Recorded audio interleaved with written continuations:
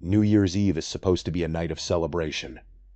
It is a night when people all over the world gather with their loved ones, raise a glass, watch the countdown, and look forward to the future with hope. But for some people, this specific night becomes a gateway to things they simply cannot explain. It is as if the turn of the year, the transition from one chapter of time to the next, opens up a thin spot in reality. We are going to explore three distinct, terrifying true accounts where the arrival of the new year brought nothing but horror, confusion, and questions that remain completely unanswered to this day. These are not standard ghost stories. They are real experiences that left deep, permanent scars on the people who lived through them. Let us start with our first story, which took place about 7 or 8 years ago, though the memory remains incredibly vivid. The narrator of this story was a young man driving back from a holiday party with his girlfriend at the time, a woman named Duda. The narrator and Duda had been in a relationship for some time, but it was already starting to show signs of severe fracture. Duda was a very intense person, highly persuasive, and at times borderline manipulative. She was the kind of person who always needed to have the final say and control every single situation they found themselves in. On this particular New Year's Eve, they had traveled out to a party hosted by one of her close friends. It was a lively gathering, but because they had been added to the guest list at the very last minute, there were no sleeping arrangements left for them at the house. Every bedroom was taken, people were already sleeping on the living room couches, and there were not even any extra blankets or pillows to be found. It was well after midnight, and they were both incredibly tired, but they had no other option than to pack up and make the drive back to her apartment. The drive was going to take about 30 minutes, navigating empty, dark roads. It had snowed heavily earlier that afternoon, leaving the streets covered in a thick layer of slick ice, and the air was bitterly cold. The narrator was actually grateful that the roads were empty, as navigating traffic on solid ice was the last thing he wanted to do.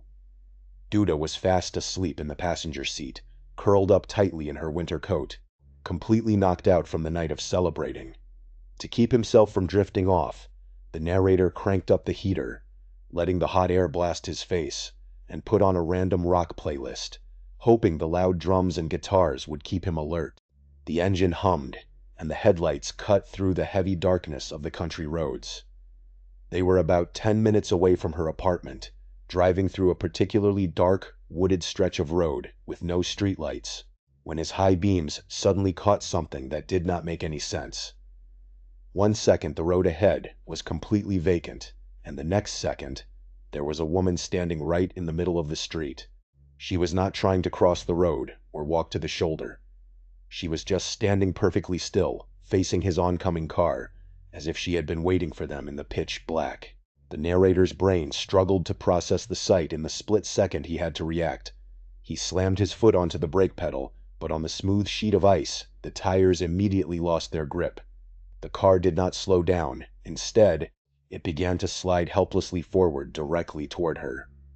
As the headlights illuminated her fully, he realized with horror that she was holding a massive kitchen knife down by her side, the kind of heavy, long blade you would use to carve a turkey. Her face was twisted into a horrific expression, a mix of crying and screaming, though no sound could be heard over the hum of the engine. In a desperate effort to avoid hitting her, the narrator yanked the steering wheel hard to the right. But as the car slid past her, the woman lunged forward, swinging the heavy knife directly at the passenger side. The narrator heard a loud, violent impact against the side of the vehicle, followed by a scraping sound of metal against glass. The sudden sharp turn combined with the ice was too much for the car to handle. The tires lost all remaining traction, and the vehicle went into a wild, uncontrollable spin across the road. Duda was jolted awake by the violent motion, screaming in absolute terror as they spun around. The narrator gripped the wheel with all his strength, but there was nothing he could do. The car spun a full 180 degrees, before finally coming to a stop in the middle of the icy road. When the car stopped and the narrator looked through his windshield, he felt a wave of cold dread wash over him. Because of the spin, they were now facing the exact direction they had just come from, and his high beams were pointing directly at the woman. She was standing about 30 feet away, fully illuminated by the bright lights, and she was limping toward them. She was moving slowly and with clear difficulty, as if she had been injured during her lunge or when the car spun past. As she lurched step toward them, she was screaming. It was not a scream of words, but a guttural, wordless, animalistic noise that did not sound human. It was the most terrifying thing the narrator had ever witnessed. Duda was screaming at him to do something, but he was completely frozen, staring at this person. The woman's clothes were dirty, torn, and soaked with cold water, and her hair was matted and wild. There was absolutely nothing behind her eyes, just a hollow, dead stare that locked onto theirs. When she got within 15 feet of the bumper, the narrator's survival instincts finally broke through his paralysis. He threw the car into drive and slammed his foot onto the gas pedal. The tires spun uselessly on the ice for a terrifying second, kicking up a spray of snow before they finally caught a grip. The car began to accelerate forward. He thought they were clear, but the woman moved with unbelievable, explosive speed. Before they could pass her, she threw her entire body onto the hood of his moving car, and the whole vehicle shuddered violently from the impact. Duda was screaming hysterically in the passenger seat, and the narrator was shouting curses, completely terrified. The woman was clinging to the hood of the car with one hand, using her other hand to repeatedly stab the windshield with the massive kitchen knife. The metal blade clanged violently against the thick glass, leaving deep scratches and spiderweb cracks. Her face was pressed inches away from the windshield, and her wild, empty eyes were locked directly onto the narrator's eyes through the glass.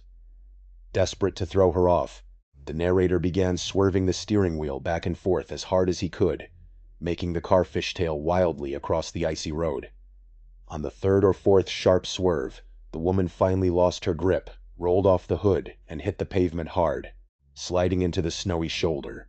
The narrator managed to keep the car under control and kept driving, looking into his rearview mirror to see her lying motionless in the snow.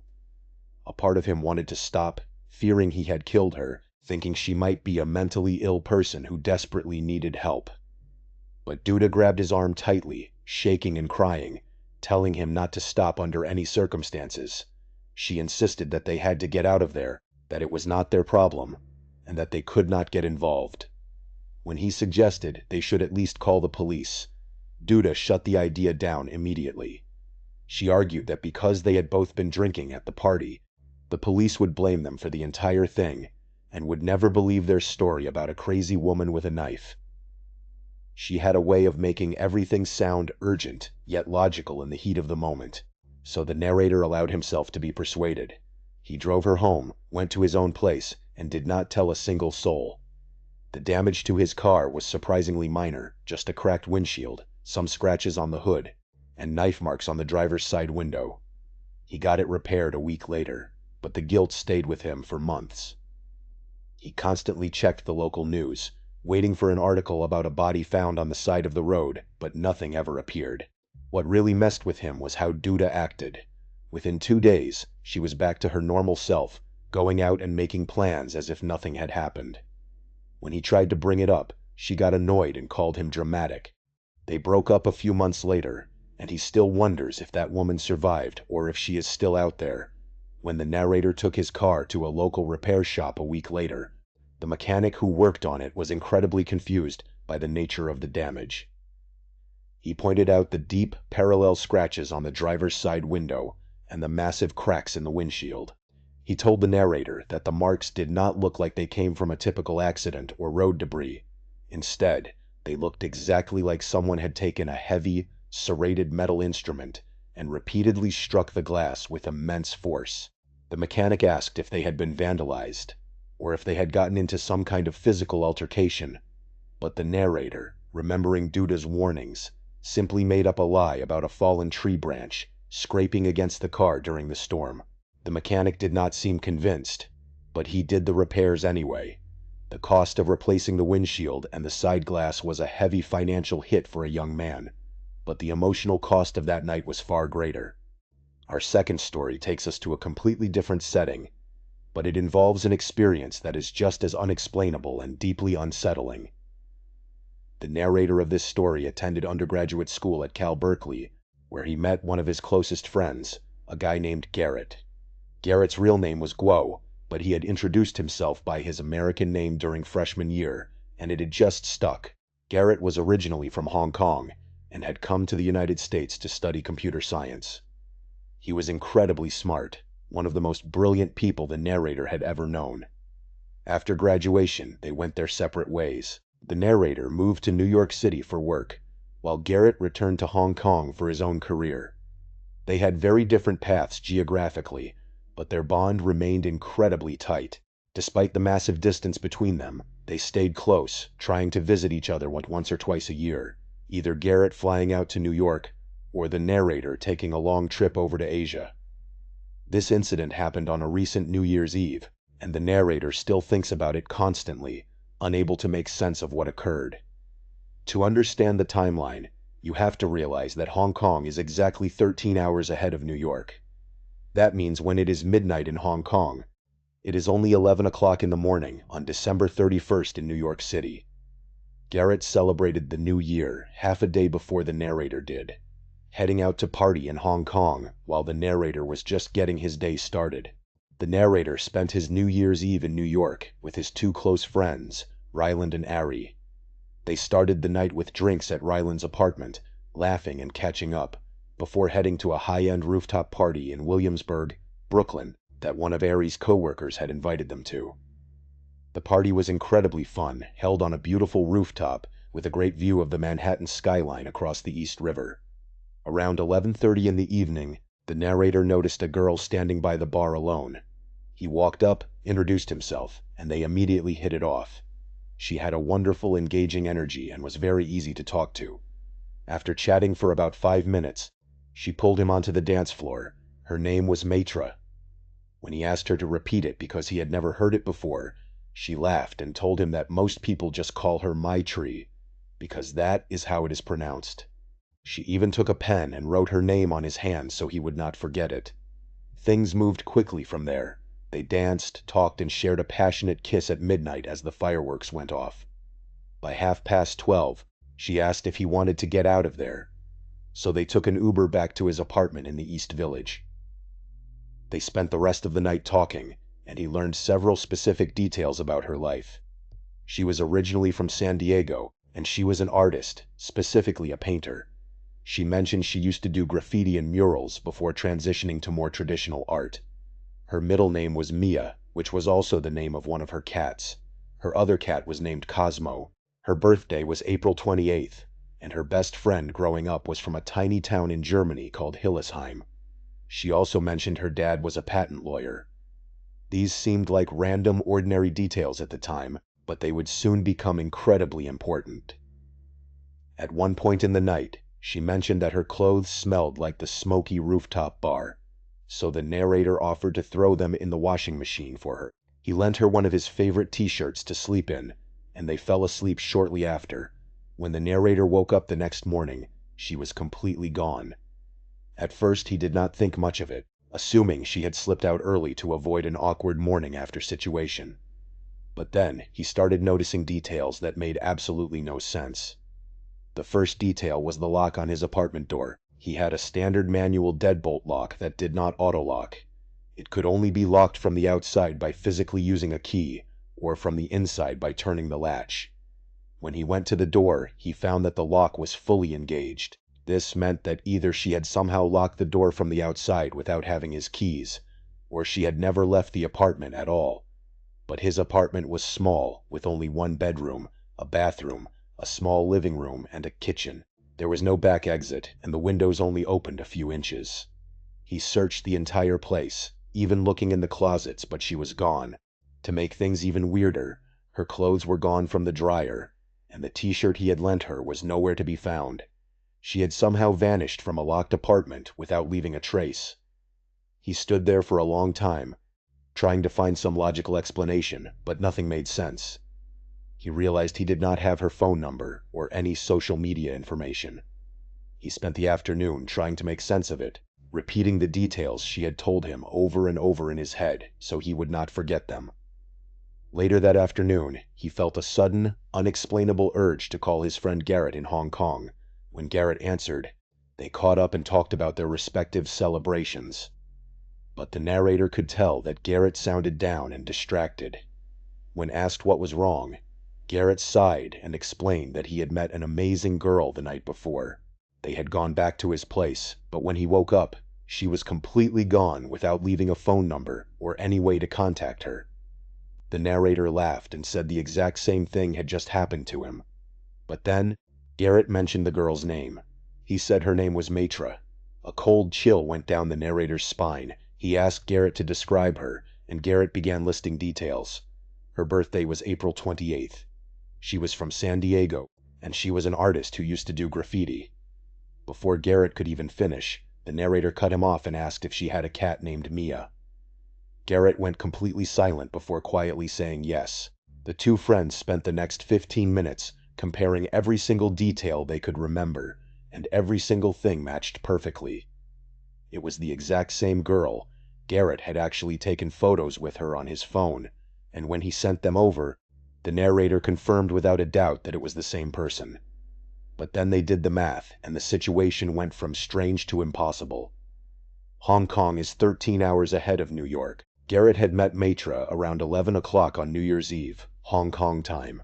The narrator had met her at 11:30 on New Year's Eve, New York time. That is only a 12-hour difference. A flight from Hong Kong to New York takes at least 15 hours, and usually closer to 17. Even if she had boarded a plane the exact second she left Garrett's apartment, it was physically impossible for her to have arrived at that Brooklyn rooftop party in time. In the months that followed, the narrator and Garrett went to extreme lengths to try and locate Matra. They started by searching public records in San Diego, looking for any patent lawyers with the last name she might have had, or any family matching her description. They even looked up the registration for patent attorneys in California, trying to cross-reference the name Matra or Mia. They searched through German municipal databases for the tiny town of Hillesheim, hoping to find any record of an exchange student or a resident who had moved to San Diego. They searched social media, art galleries, graffiti forums, and mural registries in both San Diego and New York, looking for any painter who worked under the name Matra or used a signature that matched. They found a couple of artists with similar names, but none of them matched the girl in Garrett's photos or the age of the woman they had spent the night with. It was as if she had been constructed out of thin air, using real, highly specific details of a life that did not actually belong to her, or perhaps belonged to someone who had died long ago.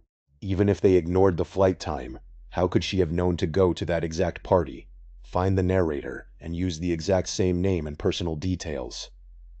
The narrator and Garrett have discussed this mystery dozens of times, but they have never found an answer.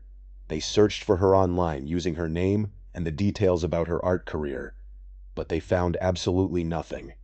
As New Year's Eve approaches each year, the memory of that night comes rushing back. The narrator is left with the terrifying and inexplicable thought that he might have spent New Year's Eve with someone who was not entirely of this world. Our final story comes from the narrator's father, detailing an event that occurred before he had children.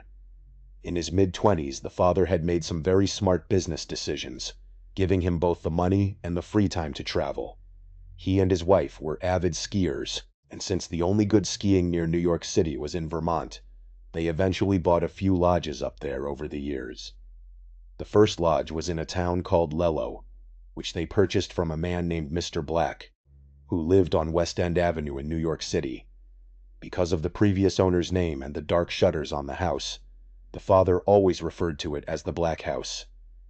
They would sell quarter shares of the lodge to friends to help cover the costs, switching properties every few years to keep things fresh. Their second lodge was located halfway between Lello and Rutland, right along Route 100 in an area known as the Lake District. This stretch of road had 5 lakes in a row, and their house sat right on the edge of one of them. The father bought this property with his close friend Victor and Victor's wife, Lisa. Victor and the father had been best friends since college, and the two couples would take trips up to the lake house together on a regular basis. This particular event took place on New Year's Eve. The mothers were away attending a wedding, so the father and Victor decided to take a trip up to the Vermont lodge by themselves to celebrate. It was the night of December 31st. The two men were upstairs in the lodge, drinking beers and catching up on life. The second floor of the house had large, full-length windows that offered a perfect view of the frozen lake. It was snowing outside, but it was a peaceful, quiet snow that made the entire setting feel incredibly calm and isolated from the rest of the world. They had the radio playing in the background, waiting to hear the countdown from Times Square. But their quiet conversation was suddenly interrupted by something completely unexpected. A massive, brilliant flash of light erupted from somewhere across the lake. The father's first thought was that someone was setting off fireworks, but the light did not come from the sky. It came directly from the ground, flashing upward in complete dead silence. There was no boom, no rumble, just a sudden and blinding flash. Victor stood up and walked over to the full-length window, staring out into the darkness. After a moment, Victor told the father that he thought he saw something moving out on the frozen lake. The father told him that was impossible. The far side of the lake was nothing but thick, undeveloped woods. There were no houses, no roads, and no trails over there. But Victor was insistent. He quickly put on his coat and heavy boots, saying he was going to walk out onto the ice to investigate. The father tried to stop him, but Victor was already heading down the stairs. Not wanting his friend to go out alone in the freezing cold, the father grabbed his own jacket and followed him outside. As soon as they stepped out onto the back deck, they heard a sound that made their blood run cold. It was the voice of a young child, a little boy, screaming for help over and over again. The voice was distant but clear, echoing across the frozen water. The lake had been frozen solid for months, so there was no danger of falling through, and they immediately began walking out across the ice toward the sound. As they drew closer to the far bank, they could see the silhouette of a small child standing on the ice, about 30 yards away from the tree line. But before they could reach him, another massive flash of light erupted. It was so bright and intense that the father had to shield his eyes and drop to his knees on the ice. When the light faded and he finally looked up, the figure of the child was completely gone. There was nothing but empty ice and snow stretching out into the dark woods. Terrified by what they had just witnessed, the father and Victor turned around and began running back toward the safety of the lodge as fast as they could go without slipping. The experience on the frozen lake had a lasting impact on the friendship between the father and Victor. While they remained close, the easy, relaxed nature of their trips to Vermont was gone forever. Victor, in particular, was deeply affected by what he had seen in the window of the lodge. He became increasingly paranoid about visiting the lake house during the winter months, constantly making excuses to avoid going up there. He insisted that the house felt different, cold and unwelcoming, as if something was waiting for them to return. Within 2 years of the incident, Victor and his wife Lisa decided to sell their share of the lodge back to the father, who eventually sold the entire property to a local family from Rutland. The father never returned to the Lake District, and though he kept skiing, he preferred to stick to public resorts where there were plenty of people around, far away from the silent, dark woods and the frozen lakes. As they neared the house, Victor suddenly screamed and pointed up at the second-floor windows. He yelled that there was a little boy standing in the window, looking down at them. The father looked up, but he could only see the dark reflection of the snow on the glass. They burst through the back door, locked it behind them, and searched every single room, closet, and corner of the house. They found nothing. Every window was locked tight, and there was no sign that anyone had entered the lodge. They decided to go to bed, unable to explain what they had seen, and too frightened to talk about it. But the father did not sleep well. Twice during the night, he woke up to the sound of a child laughing somewhere inside the dark house. The laughter would always stop before he could pinpoint where it was coming from. The next morning, they packed their bags and cut their trip short. They did not speak of that night to their wives for many years. To this day, the father has no explanation for the silent, blinding flashes of light or the child on the ice. These 3 stories, spanning across different years and different locations, all share a common thread. They all took place on New Year's Eve, a night when the boundary between the ordinary world and the unexplained seems to grow dangerously thin. Whether it is a violent encounter on an icy road, an impossible visitor who defies the laws of time and space, or a spectral child calling out from a frozen lake, these events leave behind a lingering sense of wonder and dread. They remind us that no matter how secure we feel in our daily routines, there are forces and occurrences that we may never truly understand. To expand even further on the logical implications of these cases, we must examine the physical evidence left behind. In the case of the knife-wielding woman, the deep gouges in the windshield glass and the paint scratch patterns on the hood of the car confirmed a physical presence. Yet the local police had absolutely no records of any accident, mental health calls, or missing persons matching her description in that area on that night. It was as if she materialized purely to cause chaos and then vanished back into the frozen woods, leaving no paper trail or hospital record behind. In the second case, the sheer spatial paradox of Mitra remains a terrifying enigma. If we analyze the timelines, Garrett met her in Hong Kong, and 12 hours later, the narrator met her in New York. The physical photos shared between the two friends showed her wearing the exact same unique handmade jewelry and carrying the exact same canvas bag with a specific paint smudge on the strap. There are no direct commercial flights that could make that journey in under 15 hours. And when you account for airport security, customs, and travel to and from the terminals, the window shrinks to a physical impossibility. The deadbolt lock on the East Village apartment, which could physically only be locked by turning the latch from the inside or using a physical key from the outside, stands as silent proof that she did not exit through the door in any conventional manner. Finally, the father's encounter in the Vermont Lake District offers a similar lack of logical resolution. The weather archives for that specific New Year's Eve confirm a steady snowfall, with calm winds and freezing temperatures, but no lightning storms or atmospheric electrical phenomena were recorded in the area.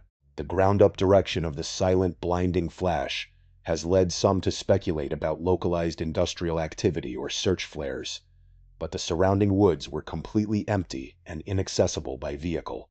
The phantom child on the ice and the reflection in the window, coupled with the distinct sound of laughter inside a locked and searched house, suggest a level of haunting that defies logical explanation. Each of these events leaves us to ponder the true nature of reality on the night when we celebrate the passage of time. As the clock strikes midnight and the old year fades into the new, we like to believe we are stepping forward into a predictable future. But these stories suggest that on the coldest night of the year, we might be sharing our world with things and people that do not belong to our timeline or our understanding of physics. The next time you find yourself driving down an icy road, locking your apartment door, or looking out over a frozen lake on New Year's Eve, you might want to look a little closer at the shadows, because you never know what might be waiting for you. Thank you so much for watching. Let me know what you thought of today's episode in the comments. And remember, we have a whole playlist of true crime episodes ready for you to binge right now. Until next time, see ya. It was during the winter of either 2013 or 2014, and a massive blizzard had completely shut down our town. The snow was coming down fast, and the heavy wind was howling outside our windows. Since our school already announced that it would be closed the next day, my friend Carlos and I decided to try to make some quick cash. We figured that people would want their driveways and sidewalks cleared, so around 8 in the evening, we grabbed our shovels and headed out into the storm. We got a lot of rejections at first, but eventually we got our first yes. We cleared their walkway and made $15 each, which felt like a great start. We found a second house after a while, and made a little more money there. After that, there was a long gap where nobody seemed interested at all. The storm was getting much worse, and we were starting to get really cold. Then, we came across a small house on a corner. Since corner properties usually have much longer sidewalks, we knew we could charge a bit more. I walked up to the front porch and rang the doorbell. The door cracked open just a tiny bit, but whoever was on the other side did not want to show their face. They spoke in a very deep voice, asking who was there. I pitched our snow shoveling service, requesting $40. After a brief silence, the voice agreed, though he sounded incredibly nervous. The door shut immediately before I could see his face. I turned to Carlos and told him that was weird, but we started shoveling anyway. I cleared the porch while Carlos worked on the sidewalks. As I was shoveling, I looked up at a dark window and saw the silhouette of a man watching me. It made me uncomfortable, but I tried to ignore it. Every time I looked back up, he was still standing there in the dark, completely motionless. Once we finished, we walked back up the walkway to get our money, but before we got to the porch, the door opened and the man shouted at us to go around to the back.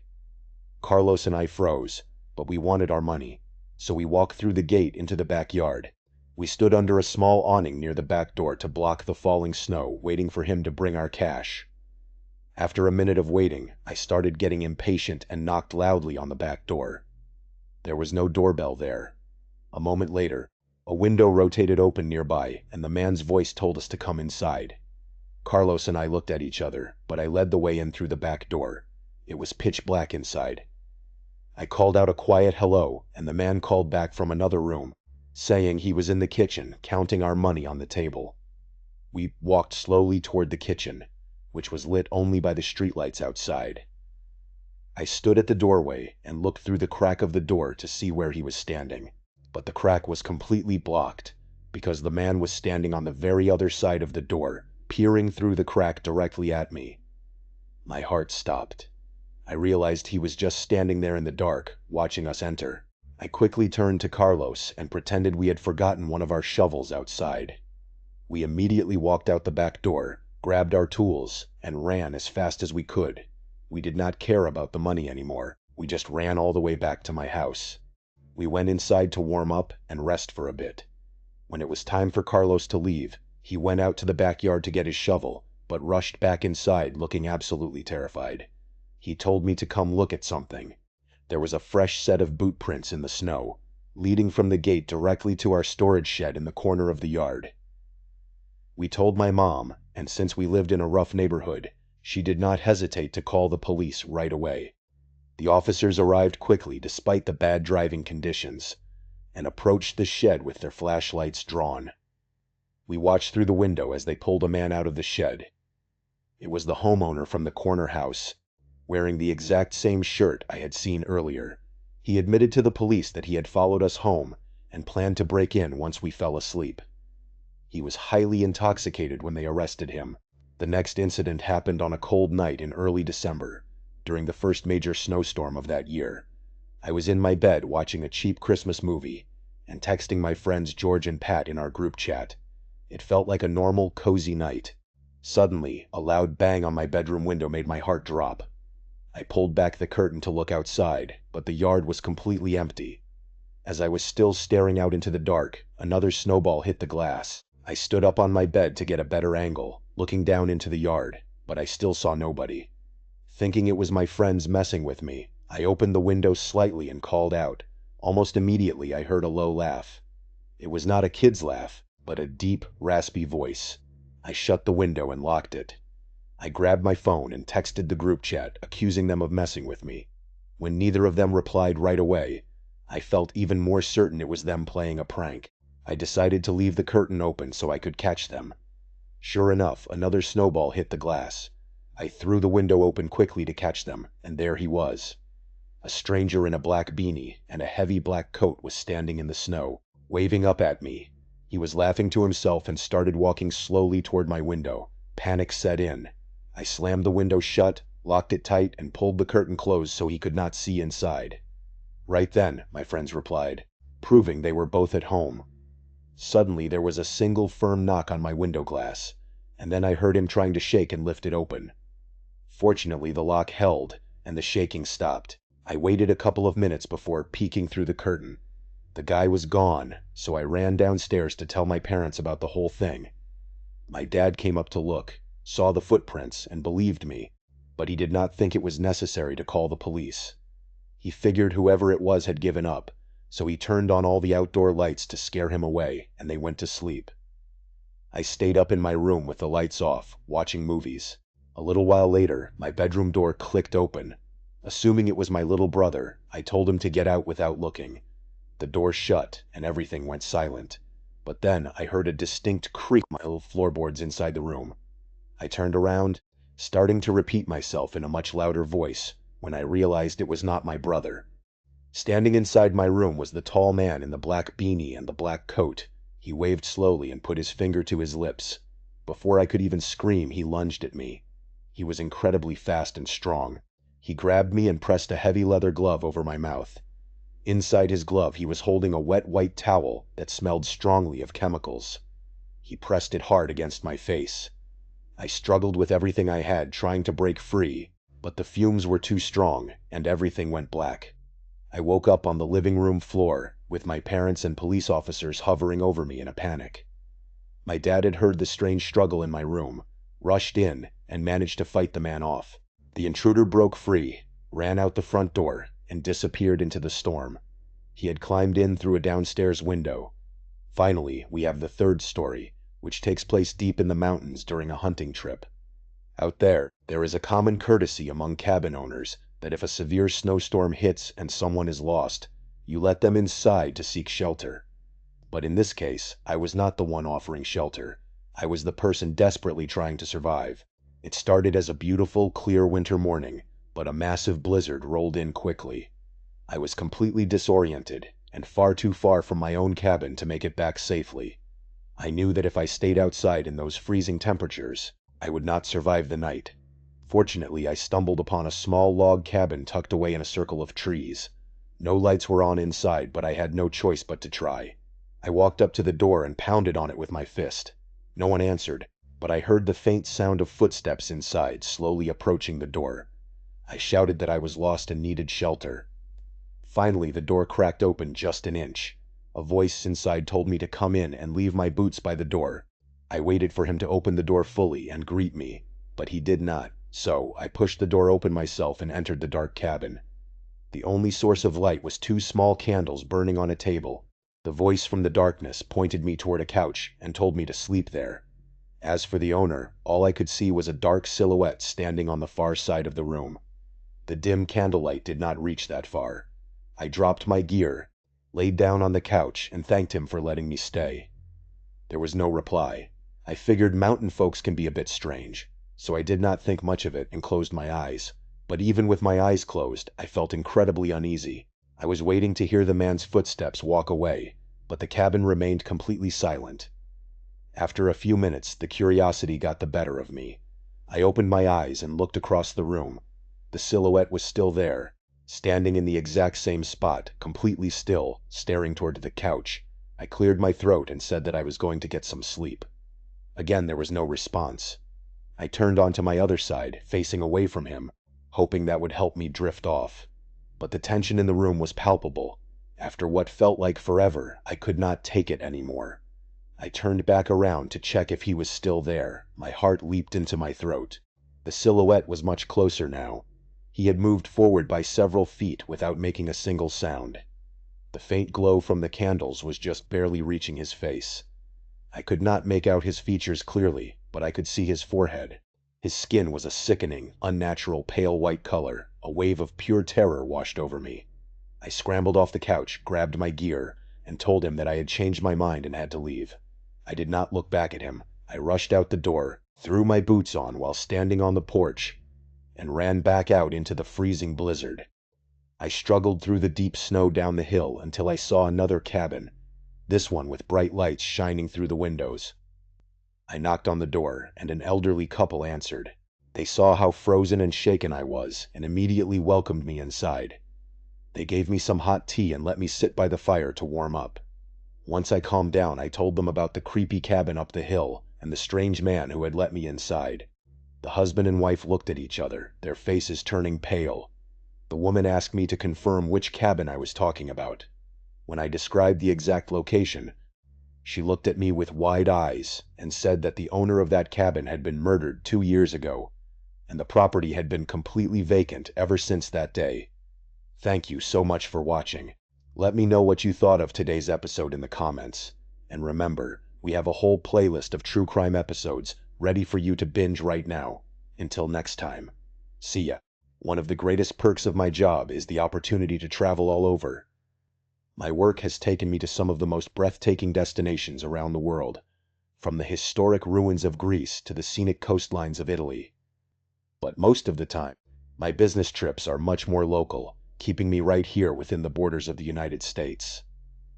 A few years ago, my job required me to travel to a rugged, mountainous region in the northeastern part of the country called the Adirondacks. If you have ever been to this area, then you know exactly what I mean when I say it is absolutely spectacular in the autumn. The leaves change into these brilliant, vibrant shades of red, orange, and yellow. It genuinely makes the entire mountain range look like something out of a classic fairy tale. It is just incredible. Normally, my company is more than happy to pay for a standard hotel room, but for this specific trip, I wanted to do something a little different. I was feeling a bit burnt out and really wanted some much-needed alone time. I thought staying deep in the mountains would be the perfect way to unwind. And so, instead of booking a generic hotel, I hopped onto Airbnb to look for a secluded mountain home. After scrolling for a bit, I found the absolute perfect place. It was a beautiful wooden home nestled deep within a thick grove of trees. The best part was the back deck, which had an incredible, uninterrupted view looking right down the side of a mountain. This place felt like a dream come true. It was exactly what I was looking for. There were also a few quiet trails right by the property where I could go for my morning jogs. The privacy was unmatched, and I could already picture myself sitting out on that deck, sipping a hot drink, and just soaking in the natural beauty. For obvious privacy and legal reasons, I am not going to reveal the name of the woman who hosted this property. My work obligations for this trip were actually very light. I only had to attend meetings in the late afternoons and early evenings, which meant I would have the vast majority of the day to just relax at the cabin. I finally arrived at the house late on Friday evening. The sun was already setting, so I did not do much of anything that night. I just poured myself a drink, sat out on the deck for a bit to enjoy the crisp mountain air, and then decided to call it an early night. I woke up around 6 o'clock on Saturday morning feeling refreshed. I threw on my running shoes and headed out for a jog on the trails that surrounded the property. But almost immediately, a strange sensation washed over me. You know that horrible, prickly feeling you get when you are convinced that someone is watching you. Well, I had that exact feeling for my entire jog.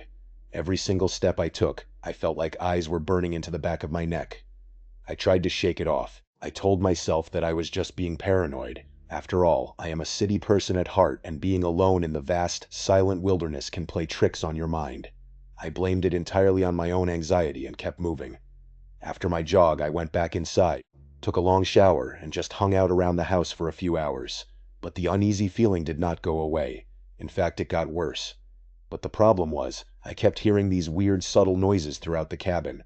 Little creaks, soft thuds, and shifting sounds. Once again, I tried to rationalize it.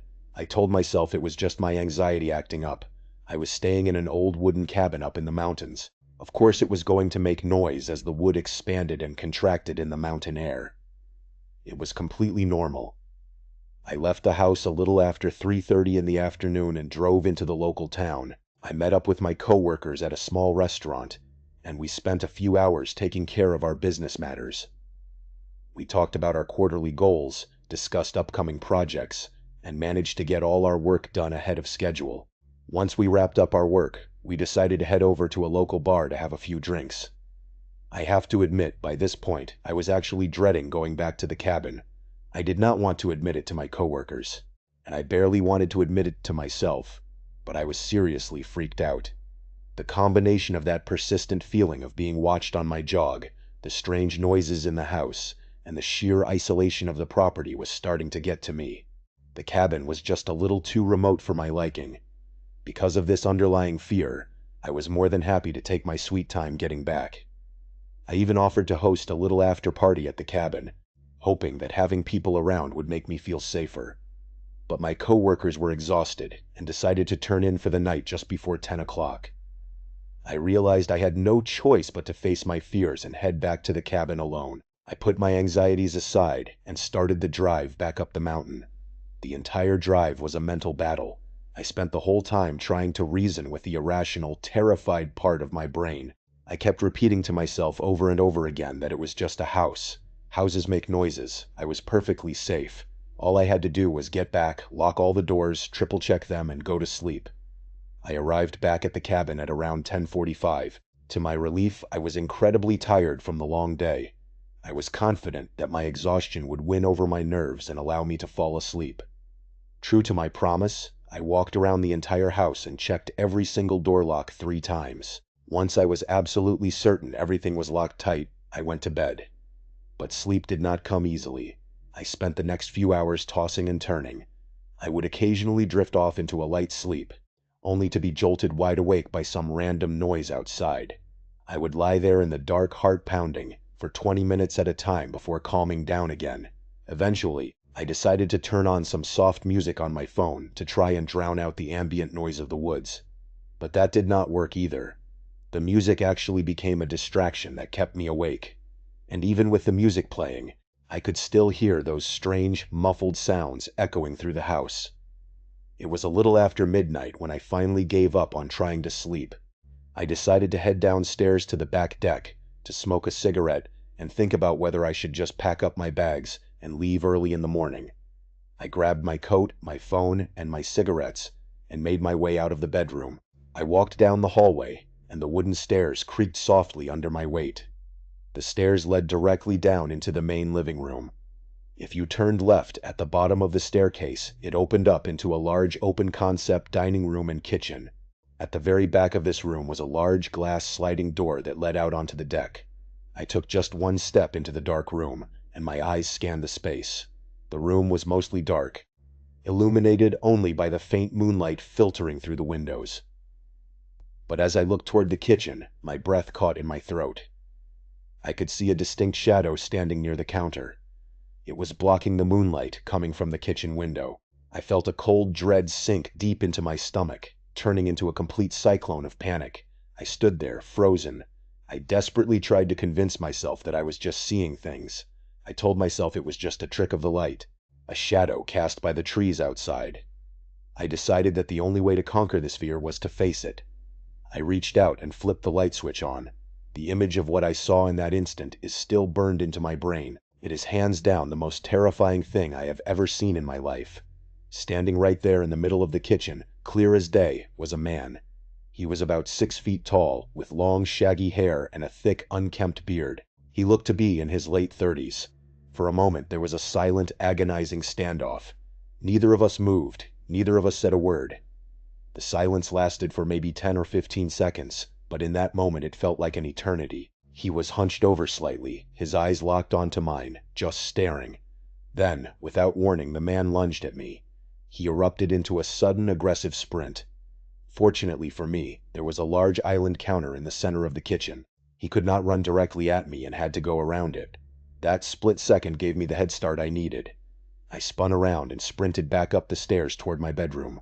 As I ran, I realized that locking myself in a room is exactly what stupid characters do in horror movies. But in that moment of pure survival instinct, it felt like my only option. I knew I could not make it to the front or back doors of the cabin without him catching me. And even if I did escape outside, I did not have my car keys, and I had no idea if this man was armed. Running aimlessly into the pitch black, freezing mountain woods seemed like a death sentence. My bedroom felt like the safest bet. I could lock the heavy wooden door, call the authorities, and pray that the door would hold until help arrived. I slammed the bedroom door shut, turned the lock, and ran straight into the closet. My hands were shaking so violently I could barely unlock my phone. I dialed 911. The dispatcher answered, and I frantically gave her the address of the cabin, begging her to send help immediately. She was incredibly calm and stayed on the line with me, assuring me that officers were already on their way. But while I was hiding in that closet, the nightmare got worse. The man reached my bedroom door and began to beat on it. He was slamming his body and his fists against the wood with terrifying force. The impacts sounded like thunder in the quiet cabin. But the most disturbing part was what he was saying. Between these violent strikes, he was yelling out in a strained, emotional voice. He kept shouting that he loved me. He kept screaming that he had changed. I had gotten a very clear look at this man in the kitchen, and I knew with absolute certainty that I had never seen him before in my life. I started screaming back through the door, yelling that I did not know who he was, and that he had the wrong person. But it was like he could not even hear me. He was completely detached from reality. He just kept slamming against the wood, crying out about how much he loved me and how he needed me to come back to him. And then I heard the wood begin to splinter. I looked out from the closet and watched, in horror, as the door frame started to give way. His fist actually punched right through the wood of the door. I thought I was going to die, but just as his hand reached through the broken panel, the distant sound of sirens echoed through the valley. It was the most beautiful sound I have ever heard. Within seconds, multiple police cars pulled into the driveway. The timing was absolutely perfect. Just as the man was on the verge of breaking the lock and entering the room, I heard a massive crash from the hallway, followed by officers shouting commands. Knowing the police were there, I decided to make my escape. I threw open the bedroom window, which led out onto a small flat section of the roof. I climbed out, planning to slide down to the ground. As it turned out, the crash I had heard was the police tackling the man to the floor right outside my bedroom. I flagged down one of the officers from the roof, and he helped me climb down safely. The police dragged the man out of the cabin in handcuffs. Even as they threw him into the back of the patrol car, he was still screaming incoherently. The police immediately called the property owner, and that is when the terrifying truth finally came to light. It turns out that this man was the ex-fiance of the woman who owned the Airbnb. After a highly toxic and painful breakup, the man had completely gone off the grid. But the most horrifying detail of all was what the police discovered when they searched the cabin. This man had not just broken into the house that night. He had actually been living inside one of the hallway closets for several days. Inside the closet, officers found a collection of empty beer cans, half-eaten snack foods, a sleeping bag, and personal items. He had been hiding in the walls of the cabin the entire time I was there. He had been watching me. He had been the source of those strange noises I kept dismissing as anxiety. I still do not know why he did not act sooner, but I am endlessly grateful that he waited. If I had not decided to go downstairs for a cigarette at that exact moment, I would have still been asleep in bed. The police later revealed that the man had a large kitchen knife tucked into his waistband. I must have interrupted him as he was retrieving the knife from the kitchen. The homeowner was absolutely devastated and felt incredibly guilty about what happened. The last I heard, the man was facing major prison time. It still terrifies me to think that I checked those locks 3 times, but it did not matter at all. The monster was already inside. I guess you truly never know what is lurking in the dark. In my case, a bad habit like smoking actually saved my life. Now, the second story I want to share with you is also incredibly strange. For a long time, I actually downplayed what happened, convincing myself that I was just overreacting. But looking back on it now, it gives me absolute chills. This happened about 2 years ago. I had applied for a new job, and the company wanted to do an in-person interview. The only catch was that the office was located in another state, about a 5-hour drive from where I lived. It was a long trip for a single interview, and I originally planned to just drive down, do the interview, and then drive all the way back home the same day. But when I told my soon-to-be wife about the plan, she stopped me. She pointed out that driving 10 hours in a single day, on top of the stress of a major job interview, was a terrible idea. She suggested that I have a place to stay overnight. Now, I have to confess that I am completely hopeless when it comes to technology and travel apps. I had never even used Airbnb before. Seeing how stressed I was, my fiancée downloaded the app onto my phone, set up an account, and found a really nice-looking place that was only about a 10-minute drive from the interview location. She booked it for me, and I packed my bags, ready for the big day. The host of the Airbnb turned out to be an incredibly nice guy. While we were messaging back and forth on the app, I mentioned that I was coming to town for a job interview. He was so accommodating. He told me that since the cabin was empty that morning, I was welcome to check in early. That way, I could unpack my things, take a shower, and mentally prepare for the interview without having to rush straight from a 5-hour drive. I was so grateful for his kindness. The owner sent me the digital code for the front door and gave me clear instructions on how to use the keypad. It was actually a very simple system where you just had to press a single button to lock it, which was great since I had never used a keypad lock before. I arrived at the house around noon. My interview was scheduled for 3 o'clock, which gave me plenty of time to get ready. When I plugged the interview address into my GPS, it showed that the office was only a 9-minute drive away. Even so, I decided to leave 30 minutes early, just in case I ran into traffic or got lost. Fortunately, the interview went incredibly well, but as soon as I left the building, my anxious brain kicked in. At this point, I spent the entire drive back to the Airbnb second-guessing every single answer I had given. I kept wondering if I had sounded too rehearsed, or if my answers about my previous management experience had been clear enough. I have always had a habit of doing that when I am nervous. To distract myself, I stopped at a local spot, grabbed some tacos for dinner, and headed back to the house. I spent the rest of the evening just relaxing. I ate my tacos, talked to my fiancée on the phone to tell her how the interview went, and then decided to put on a movie. I have always been a bit of a clean freak, and even though I know these rental places are professionally cleaned, I still feel highly uncomfortable sleeping in a bed that has been used by hundreds of strangers. Because of this quirk, I decided from the start that I was not going to sleep in the bedroom. Instead, I planned to sleep on the living room couch and hit the road first thing in the morning. The living room was actually incredibly cozy. It had this massive, fluffy wraparound sectional couch positioned right in front of a beautiful fireplace. Mounted above the fireplace was a huge television. To make things even better, the room was equipped with a top-of-the-line surround sound system. I was perfectly happy spending my night right there, watching movies until I drifted off to sleep. Around 11 o'clock that night, I grabbed a warm blanket from one of the bedrooms, settled onto the couch, and put on the movie Avengers Endgame. I was only about 15 minutes into the movie when my eyes started getting heavy, and I began to drift off. But my sleep was cut incredibly short. I was suddenly startled awake by the distinct sound of the front doorbell ringing. I lay there on the couch for a moment, completely still, blinking in the darkness. I was disoriented and wasn't sure if the sound was part of the movie or if I had dreamed it. But a few seconds later, the doorbell rang again. It was a loud, clear chime. I couldn't believe it. Someone was actually ringing my doorbell in the middle of the night. I grabbed my phone from the coffee table and checked the time. It was 11:33. I couldn't comprehend why anyone would be knocking on a stranger's door at this hour. My initial instinct was to just ignore it and hope they would go away. But then the doorbell rang a third time. With each ring, my heart pounded harder against my ribs. By the fourth ring, my anxiety turned into a mix of curiosity and frustration. I decided I had to go see who it was. I wondered if maybe it was the police or a neighbor with an emergency.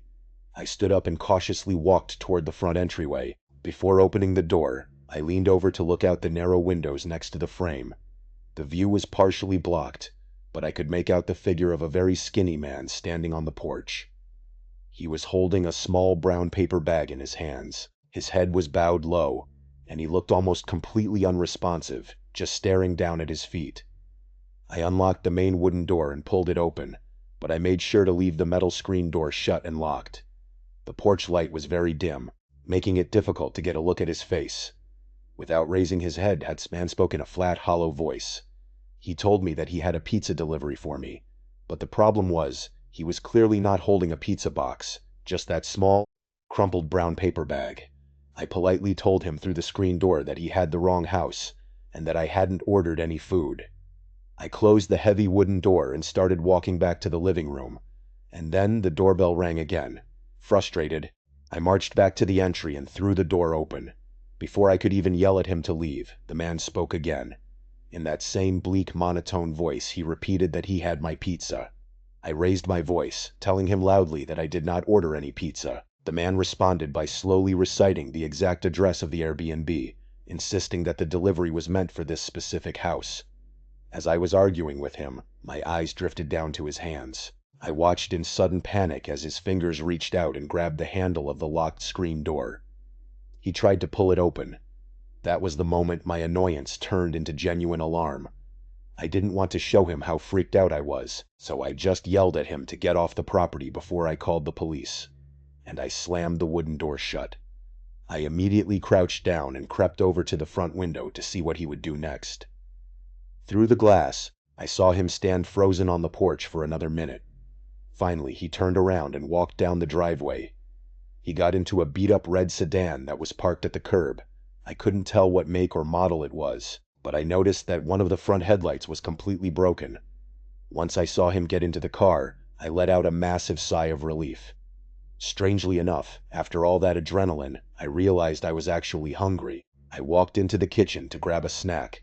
But as I walked back into the living room, I noticed that the room was still brightly illuminated. When I looked outside, this guy was still sitting in the driveway. The driver had turned his high beams on, and they were shining directly through the front window of the house. I decided to head upstairs to one of the bedrooms, thinking I would have a much better vantage point from the second floor. From the upstairs window, the glare of the high beams was so intense that I couldn't see inside the car, but I could clearly see the exhaust coming from the tailpipe. The car was running, and he was just sitting there. I was still more annoyed than truly terrified. I debated whether I should call the police or just go out there myself and tell him to get lost. I foolishly decided that I didn't want to bother the police over something that might just be a weird mistake. I thought I could handle it. I put my shoes back on, puffed out my chest, and marched outside like I was some kind of hero. But when I reached the driver's side window of the red car, my heart stopped. It turns out the car was completely empty. The engine was running, the keys were in the ignition, and the lights were on, but there was no one inside. In an instant, a wave of pure terror hit me. Without thinking, I turned around and sprinted back to the house as fast as my legs could carry me. I slammed the door, locked it, and threw the heavy safety chain into place. I stood in the dark hallway, hyperventilating, trying to understand why he would leave his car running and where he could have gone. I grabbed my phone and ran back upstairs to the bedroom. I immediately sent a frantic text to the Airbnb owner, but I didn't get a response. I spent the next several hours staring out the window. I kept debating whether to call 911, but I kept convincing myself that I was overreacting. A few minutes later, I saw the skinny man walk back into the frame. He was coming from the side of the house near the front door.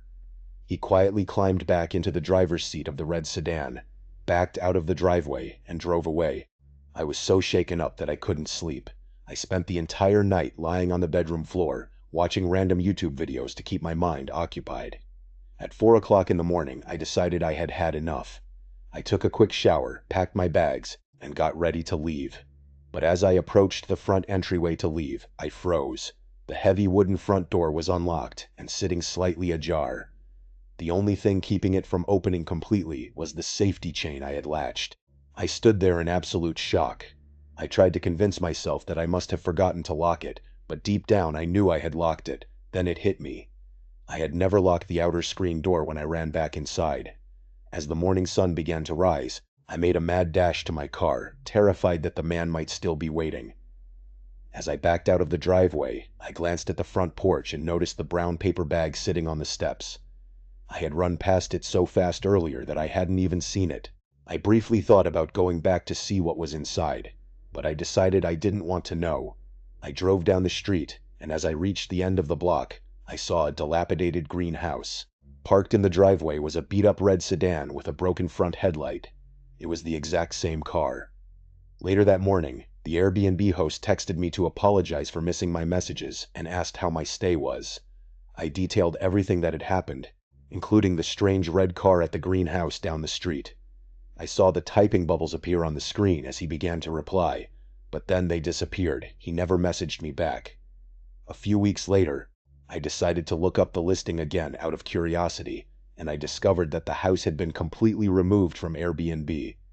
I don't know if it was a coordinated setup or just a series of bizarre coincidences, but thinking back on it now makes my blood run cold.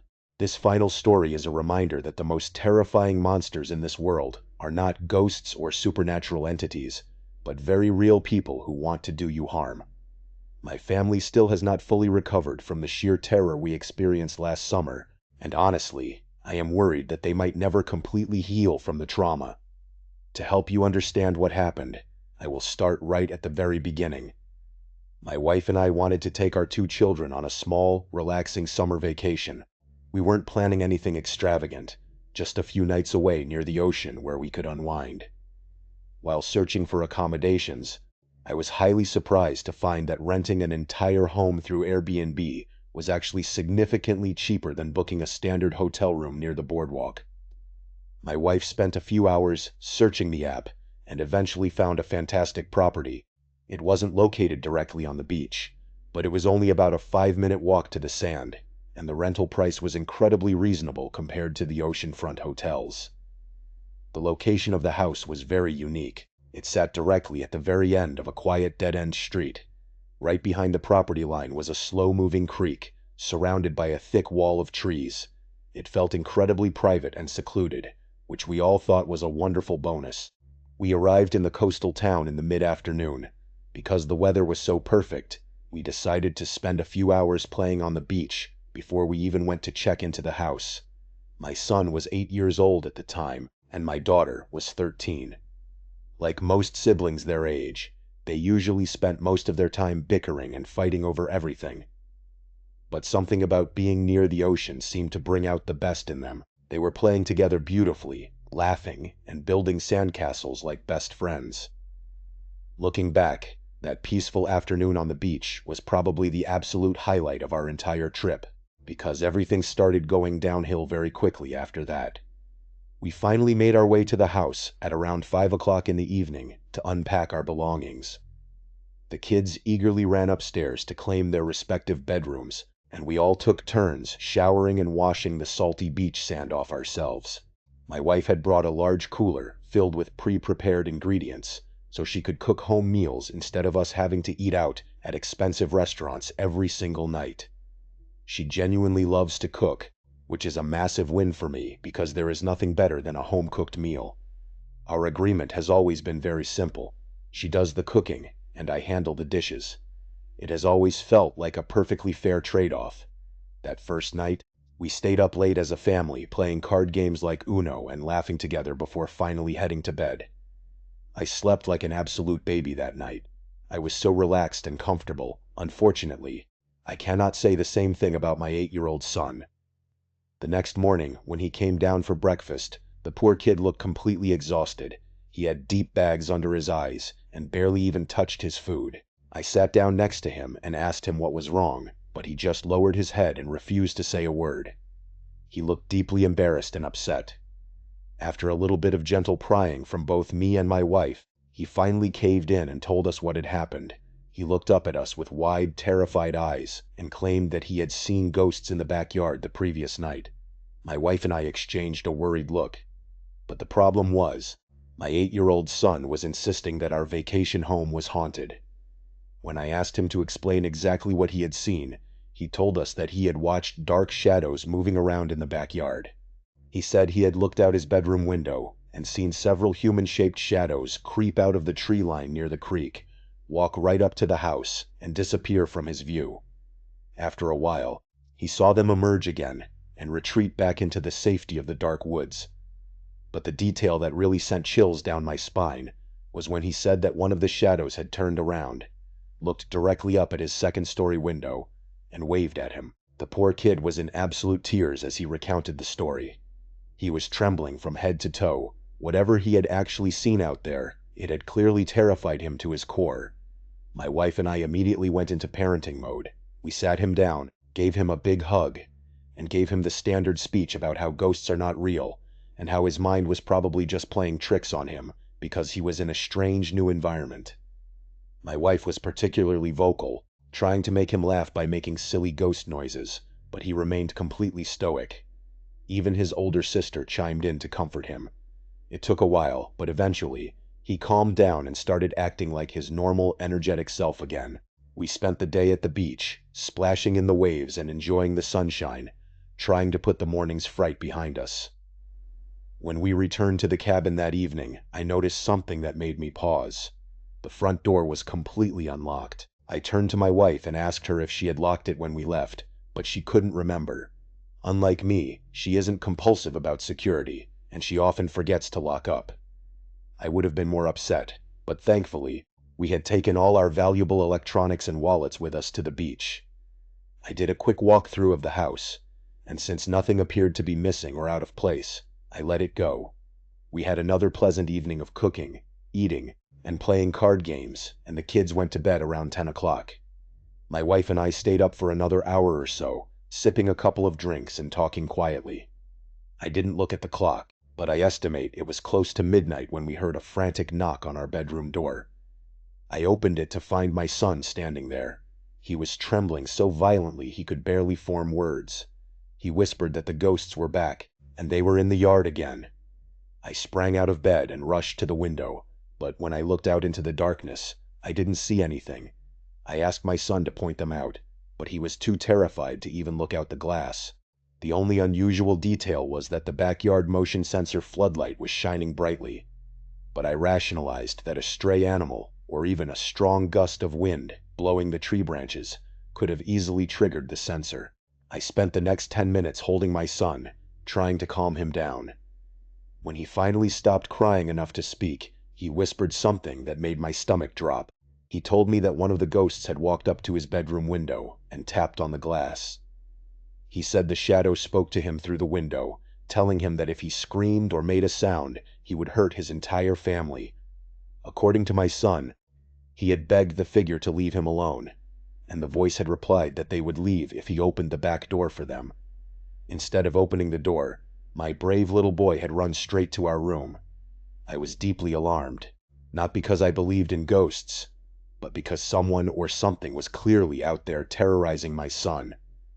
I wondered if my daughter had let him watch a horror movie he wasn't supposed to see, or if he was just suffering from severe homesickness. He slept in our bed that night, and I barely got any rest because I could feel his small body shaking with fear all night long. At breakfast the next morning the situation was the same. He looked exhausted, refused to eat, and looked like he was about to fall asleep right into his breakfast plate. I knew I had to do something to make him feel safe. I pitched an exciting idea to the family. I suggested that we have a massive campout in the living room that night. We could build a giant blanket fort, pull all the cushions onto the floor, and all sleep together like a family slumber party. The kids loved the idea, especially my son. He figured that if the ghosts came back, at least his dad would be right there to protect him. We spent the evening building the fort and playing games, and eventually we all drifted off to sleep. But at 2:30 in the morning, my son shook my shoulder, waking me up. He whispered that the ghosts were outside right now. I quietly sat up, expecting to see an empty yard, but what I saw through the glass sliding door made my breath catch in my throat. Standing right on our back deck, illuminated by the bright floodlight, were 3 hooded figures. They were wearing identical, terrifying black masks, with large, bulging white eyes that looked like golf balls. I let out a loud shout of pure panic, which instantly woke up my wife and daughter. As soon as they saw the masked figures staring back at them through the glass, they began to scream. In the chaos, I watched in horror as one of the figures stepped forward and began violently shaking the handle of the sliding glass door. Thankfully, I had secured the latch and placed a wooden security bar in the track before going to sleep. Realizing they couldn't get in easily, my daughter quickly dialed 911. I grabbed a heavy wooden walking stick that was leaning in the corner of the room and stepped between my screaming family and the glass door. I knew that if they had firearms, my wooden stick was completely useless, but my adrenaline was pumping, and my only thought was protecting my wife and children. I began screaming at them to get away from my family. Instead of running, the intruders seemed to find our terror amusing. They stood there, taunting us, swaying back and forth. Then, the figure on the left reached into his pocket and pulled out a large knife, slowly waving the blade back and forth against the glass. My family was hysterical, weeping and pleading for their lives. I will never forget the sound of those desperate screams. And then, out of nowhere, a police officer charged onto the deck and tackled the armed intruder to the ground. The other 2 suspects turned and bolted into the yard, but they didn't get far before they were cornered and arrested by backup officers. When the police finally removed their masks, I was shocked to see 3 young, ordinary-looking men. We later learned that 2 of them were 20 years old and 1 was 18. My son had mistaken them for ghosts because they were dressed in all black and moving through the dark woods. It turns out, all 3 suspects were carrying large knives. After speaking with the local detectives, we learned that there was a local gang of young punks who specifically targeted out-of-town tourists. They targeted houses at the end of secluded streets, knowing that families on vacation often carried cash and were easier to intimidate. It sickened me to realize how calculated they were. While the police tried to reassure us that they were likely only after our money, the thought of what could have happened if that sliding door had been left unlocked is a nightmare I will never be able to forget. The psychological scars from that night will stay with my family forever. We cut our vacation short and drove home first thing that morning. and I can promise you that we will never return to that town again. Thank you so much for watching. Let me know what you thought of today's episode in the comments. And remember, we have a whole playlist of true crime episodes ready for you to binge right now. Until next time. See ya. The world can be an incredibly strange and unpredictable place. About 5 years ago, I spent some time working as a private investigator. Let me tell you right now, it is not nearly as exciting or glamorous as it looks on television or in the movies. For the most part, you are just sitting in a car, drinking lukewarm coffee, watching a house and writing down times. It is a lot of waiting, a lot of simple surveillance, and a lot of sheer boredom.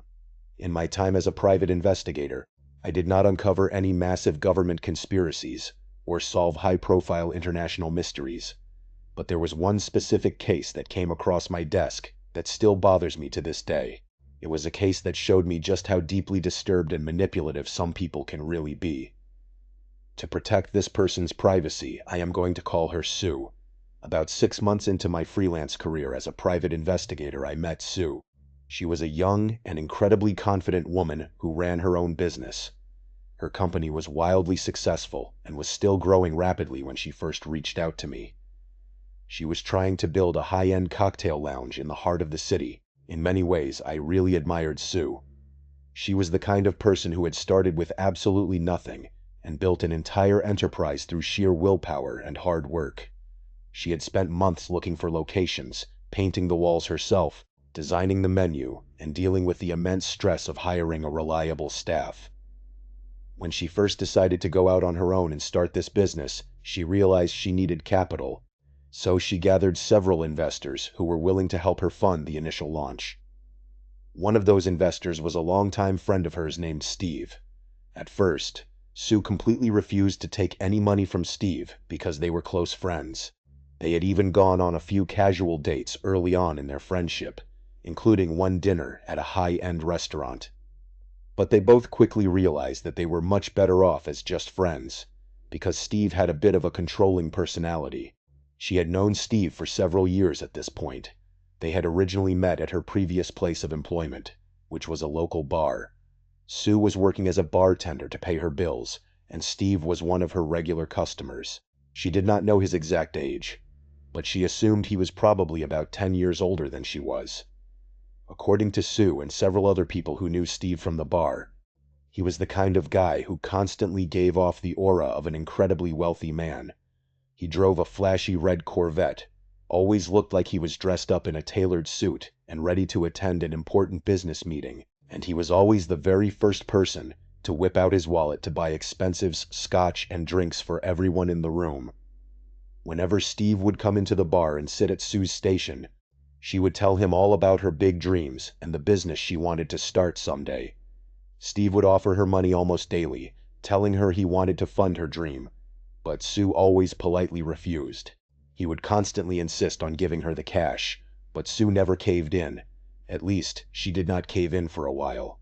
Eventually, Sue hit a major wall with her business. During the renovation of the building, the main plumbing line collapsed, costing $20,000 she did not have. She ran out of money, and her other investors could not provide any more capital. She never wanted to take money from a friend, but it felt like Steve was her absolute last hope to make her dream a reality. So she finally accepted his investment. But she was about to find out exactly why you should never do business with your friends, especially friends you have a romantic history with, even if that history was very brief. Not long after Steve gave Sue the money, his behavior changed completely. He became incredibly mentally and emotionally abusive. Sue saved all the phone calls and text messages from that time, and eventually showed them to me. This guy called her non-stop. We are talking 24 hours a day, 7 days a week, completely blowing up her phone. He would call her at 3 in the morning, just to demand to know who she was with and what she was doing. She was terrified to change her phone number or get the law involved, because she felt a deep sense of guilt about taking his money. It got even worse for Sue as time went on. Whenever she would try to go out on a date with someone else, Steve would somehow find out, show up, and start harassing the man she was with. One night, she went out for drinks with a guy named David, whom she had been seeing for a couple of weeks.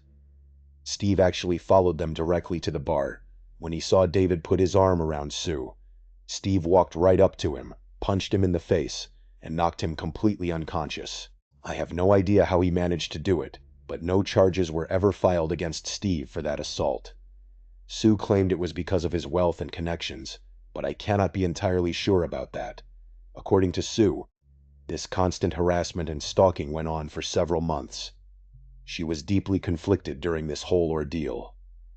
She had already spent the majority of the money Steve had given her to build her business, so she could not just pay him back immediately. She had put everything she had into this company, but she was absolutely suffocating because of this guy. She claimed that the situation got so bad that she was convinced he was stalking her apartment at night. She lived on the second floor, and she would wake up in the dead of night and hear what sounded exactly like someone slowly climbing the fire escape and walking around right outside her bedroom window. This extreme paranoia made it virtually impossible for her to date, socialize, or grow as a person. Whether he was actually there every single night or not, that constant feeling of someone waiting around every corner was absolutely crippling for her. Everywhere she went in town, she would see what she always assumed was his distinct red pickup truck parked under a nearby street lamp. Then, one day, with absolutely zero notice, Steve completely vanished. She stopped seeing the red pickup truck altogether. He stopped showing up at her place of work. She no longer heard the terrifying sounds of footsteps outside her door at night. It was as if her life was finally returning to some level of normalcy. Sue desperately hoped that he had finally just moved on with his life and left her alone. Eventually, she felt safe enough to start dating again, and to her relief, there were no surprise appearances or attacks from Steve. For a couple of years, she lived with the quiet expectation that Steve would just show up out of nowhere one day. But as the years continued to pass, there was absolutely no sign of him. Her company finally took off and became highly profitable, and she was able to move into a beautiful new house to start the next big chapter of her life. That was when she started to think about Steve a lot. It was not because she missed him or wanted to be friends. She basically wanted to calculate all the money that Steve had put into her company and pay him back every single cent, with interest, so he would never have anything to hold over her head again. She tried to get in contact with him, but the phone number she had for him was completely out of service. She tried looking him up on Facebook, Instagram, and other social media platforms, but he did not have any accounts. She even went back to the old bar where she used to work and asked the staff if anyone had seen Steve, but nobody had seen him in years. It was like he had vanished off the face of the earth. She was ready to just give up, move on, and let the whole thing go. And then something happened. In the middle of the night, she was awakened by a loud, slow knock at her front door. She crept downstairs, looked out the small window near the front door, and saw a tall figure wearing a dark hoodie, with the hood pulled tightly over his head. Her gut instantly told her that it had to be Steve, even though she had no real proof. He knocked on the door again, louder this time. She stood frozen in the dark and did not answer. She told me that he waited on her porch for about 20 minutes, just standing there in silence, before he finally turned and slowly walked away. The very next day, she contacted me, and that is when I got this entire story from her. Sue did not want to play any more games. She wanted me to find Steve so she could pay him back and officially put this nightmare behind her. I took the case and started digging. After a little bit of investigation, I made a startling discovery. His real name was not Steve. In fact, I could not even figure out where he got all the money he claimed to have. I looked up his red Corvette registration and found out it was registered to a fake shell business. I was able to find out that he had played this exact same game in several other towns under completely different names, targeting other women named Sarah and Jessica. He would show up, flaunt his supposed wealth, and try to win the affection of vulnerable women. But the most alarming part was that the last time there was any legal or digital record of him anywhere was the exact last time he had contacted Sue, which was over 2 years ago. All of his known aliases had gone completely quiet, and the apartments he used to rent were no longer inhabited by him. He had essentially dropped off the grid. One night, right in the middle of my active investigation, the hooded figure came back to Sue's front door. She was terrified and called me immediately. By the time I threw on my clothes and drove over to her house, the person was already gone. I spent a good amount of time investigating the immediate area around her house that night. I did not want to wander too far in case he was hiding in the shadows waiting for me to leave. Sue was absolutely terrified that the person at the door was indeed Steve, and that he was going to keep coming back until he got inside. I decided to spend the next few nights staked out in my car directly in front of Sue's house, drinking cold coffee and listening to the static on the radio. I told her that if he came back, I would be there to catch him. Sure enough, at around 2 o'clock in the morning, on the third night, a tall figure in a dark hoodie walked up and knocked on Sue's door. I immediately got out of my car to approach the person, but they spotted me.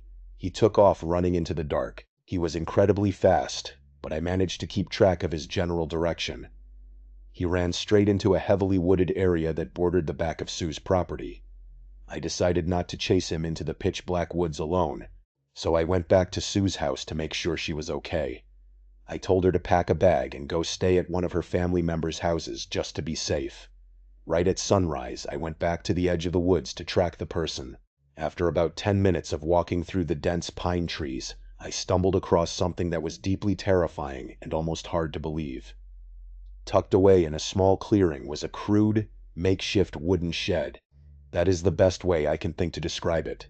I approached it cautiously, slowly opened the door, and was instantly hit by a horrible, overwhelming smell of rotting food and unwashed body. It was clear that someone had been living inside this tiny space for a very long time without bathing. Thankfully, nobody was inside the shed at that moment. There were old food wrappers, empty cans of beer, and soda bottles littered all over the dirt floor. But the absolute worst part of this disgusting shelter was not the smell or the trash. It was what I found sitting in the corner. There was a wheelchair, and sitting in that wheelchair was a full-sized mannequin. The face of the mannequin was slightly beaten up and heavily covered in cheap makeup, and it was wearing a long blonde wig that perfectly matched Sue's exact hair color. Lying in the lap of the mannequin was an old, wrinkled photograph of Steve and Sue from back when she still worked at the bar. It was highly obvious that this mannequin was meant to represent Sue in a sick, deeply twisted way. I felt a chill run down my spine. I immediately stepped outside, called the police, gave them my exact coordinates, and filled them in on everything that had been happening. I met the police officers at the edge of the woods a few minutes later and led them back to the shed. They quietly set up a perimeter and surveyed the area. Not long after they arrived, we heard footsteps. The hooded figure was walking back to the shed. He entered, completely unaware of our presence, and we could hear him talking to the mannequin as if it were a real person, saying things about how they would be together forever.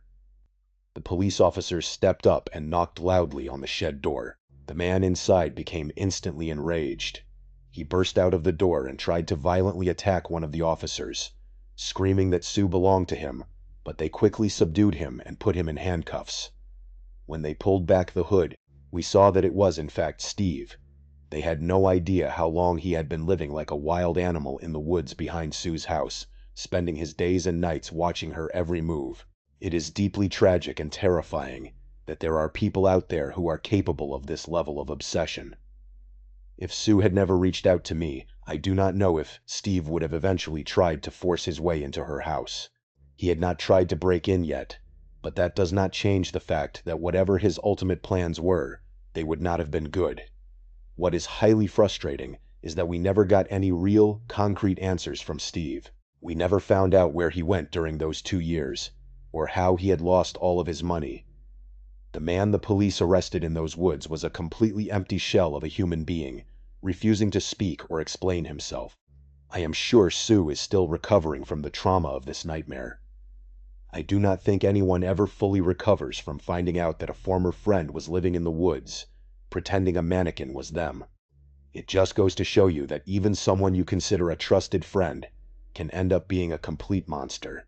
Speaking of trust, one of my many personal faults is that I am incredibly susceptible to peer pressure. It has always been very easy for people to talk me into doing stupid things. When I was younger, I was constantly getting into serious trouble because of this weakness. For example, I actually got expelled from my very first high school for trying to steal my principal's car, simply because a group of older boys dared me to do it. Unfortunately, This complete lack of a backbone carried over directly into my adult life. A few years ago, I started to get this persistent, horrible feeling that my fiancée, Amanda, was cheating on me.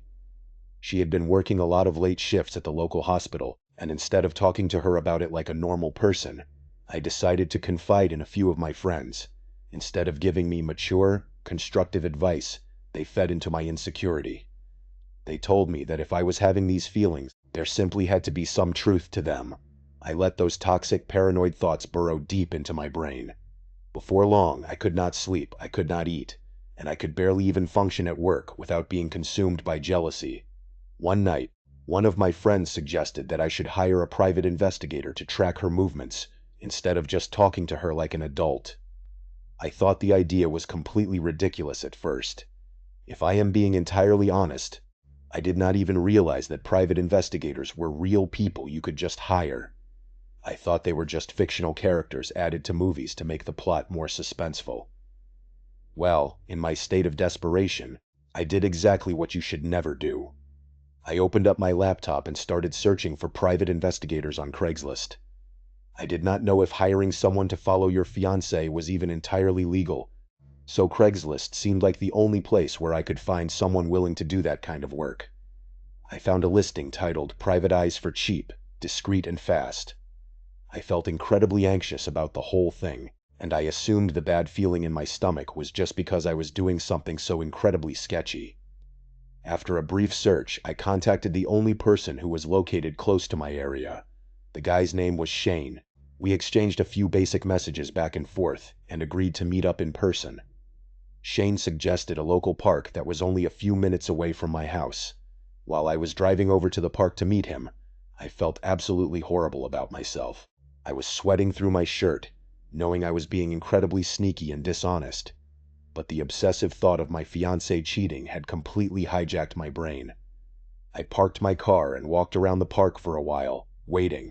I texted Shane a few times to let him know I was there, but he did not answer right away.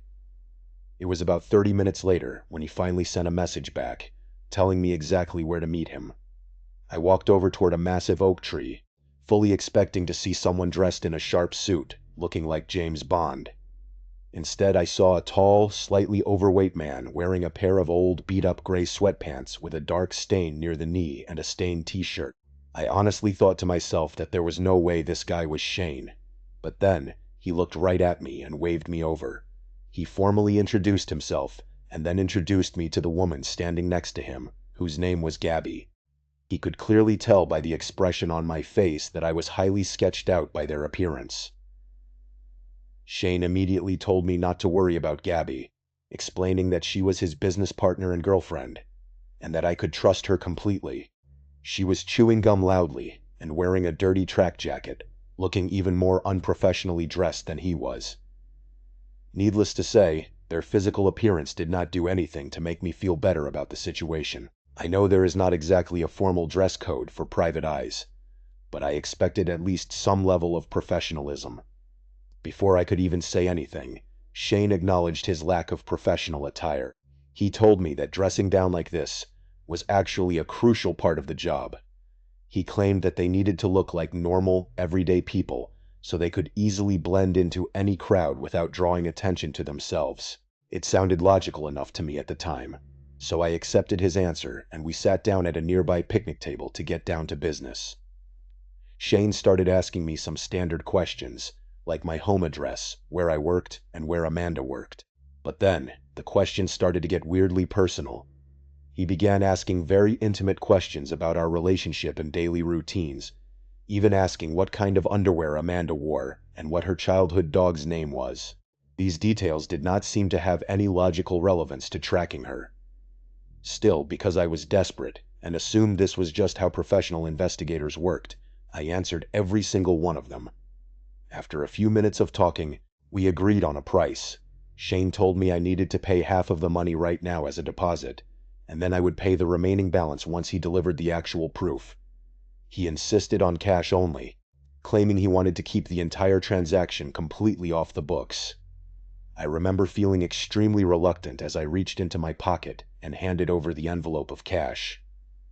I could not shake the nagging feeling that I was being scammed.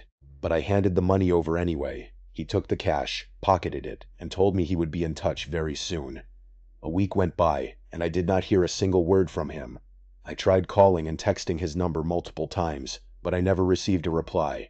I was starting to accept the fact that I had been completely scammed and that my money was gone forever. Then, one night, I received a text message at exactly 1:16 in the morning from an unknown number. The text was from Shane. He claimed that he had to get a new phone because his old one had been damaged, and he apologized for keeping me in the dark for so long. He told me that he had just uncovered some information of vital importance regarding Amanda, and that I needed to come meet him immediately. He said it absolutely could not wait until the morning. I felt an immediate surge of panic, but then I looked next to me. Amanda was fast asleep in our bed, and she had been home with me all day long. I texted Shane back and asked if we could please just meet in the morning, but he responded instantly, saying that by the morning it would be far too late. It did not make any logical sense, but my brain was so clouded by sleep deprivation and anxiety that I was not thinking clearly. Shane sent me an address and told me to hurry, and he made sure to remind me to bring the rest of the cash payment with me. Because of my job at the time, I was frequently on call 24 hours a day, so it was not unusual for me to occasionally have to leave the house in the middle of the night. I quietly got dressed, grabbed the envelope of cash, and snuck out of the house. The address Shane had given me was about a 10-minute drive away. During the entire drive, my mind was racing, imagining the absolute worst-case scenarios. I finally pulled up to the address, and my heart sank. It was a dark, run-down Victorian-style house that looked completely abandoned, with a collapsed front porch. The windows were boarded up, and there were no lights on inside or out. I was not even sure if I was in the right place. I tried texting and calling the new number Shane had reached out to me on, but there was no answer. I sat in my car for a few minutes, clutching the cash, feeling incredibly uneasy. Finally, my phone buzzed with a text message. It was from Shane, and all it said was, "Doors open." I texted him back, asking if he or Gabby could just meet me outside in the driveway since it was pitch black and I was not sure about the location. He responded almost instantly, telling me that the front door was unlocked, and that I just needed to open it and walk inside. Every single instinct in my body was screaming at me to put the car in reverse and drive away, but like an idiot, I got out of the car and walked up to the creaky porch anyway. I turned the doorknob, and just as he said, the door was completely unlocked. I pushed it open and stepped inside. It was nearly pitch black inside, and the air smelled heavily of dust and rotting wood. I called out hello a few times, but the only response was the echo of my own voice. I was terrified and decided I was going to leave. But right as I turned back toward the door, my phone buzzed again. The text from Shane read, "I hear you upstairs. Sorry. I forgot to tell you that we are down in the basement. That is where we set up our temporary office. Just walk over to the door on the far left of the room and come on down." I slowly walked across the creaky floorboards toward the far left side of the room, shining my phone's flashlight ahead of me. I found the wooden basement door and opened it. I looked down the staircase, expecting to see a light or an office, but there was absolutely nothing. It was just a dark, silent abyss. There was no light, no sound, and definitely no office down there. I stood there at the top of the stairs, and suddenly another message popped up on my screen. It said, "Are you coming down, or are you just going to stand there all night?" That text was finally the absolute last straw for me. The realization hit me like a ton of bricks. There was no investigation, and Amanda was not cheating. This was a trap to get me down into a dark basement with a large sum of cash. I quietly and quickly backed away from the basement door, slipped out the front door of the house, ran to my car, and sped away as fast as I could. I was shaking uncontrollably the entire drive home. At first, I tried to convince myself that maybe I was just being paranoid, and that I should have given them the benefit of the doubt. But then, as I was pulling into my driveway, I received one final text message from the number. All it said was, "Good for you, buddy, take care."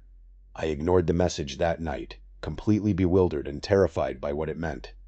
I tried calling the number the next morning to demand answers, but the line was already disconnected. When I went back onto Craigslist to look for their original posting, it had been completely deleted. For the next several months, I lived in a state of constant, paralyzing fear. Shane and Gabby had my home address. They knew where I worked, and they knew my personal details. Every single little sound I heard outside my house at night made me jump, thinking it was them coming back to finish what they started in that dark basement. Eventually, the stress became too much to bear, and I broke down and told Amanda everything I had done. She was understandably upset and hurt that I had doubted her loyalty, but she sat me down and assured me that she had never cheated on me. We spent the next few months working through my severe trust issues, and we eventually saved up enough money to move into a new apartment in a completely different neighborhood. Once we were settled into our new home, I finally started to feel safe again. Looking back on it, I know I should have gone straight to the police and reported Shane and Gabby. But I was so incredibly embarrassed by my own stupidity that I just wanted to bury the whole thing. I ended up just cutting my losses and moving on with my life. It still makes me sick to my stomach to think about how incredibly close I came to walking down those dark basement stairs. I am just incredibly thankful that my survival instincts finally kicked in at the very last second. It was a very hard lesson to learn, but it will always serve as a permanent reminder to never let peer pressure dictate my actions, and to never trust sketchy strangers on the internet. But sometimes the threat does not come from a scammer on Craigslist. Sometimes the threat is someone you actually know, who refuses to let you go. As many of you probably remember, the year 2020 was a highly difficult and strange time for everyone. For me, it was even more challenging because in February of that year, right before the pandemic hit, I accepted a new job offer that required me to move to a city 8 hours away from my hometown.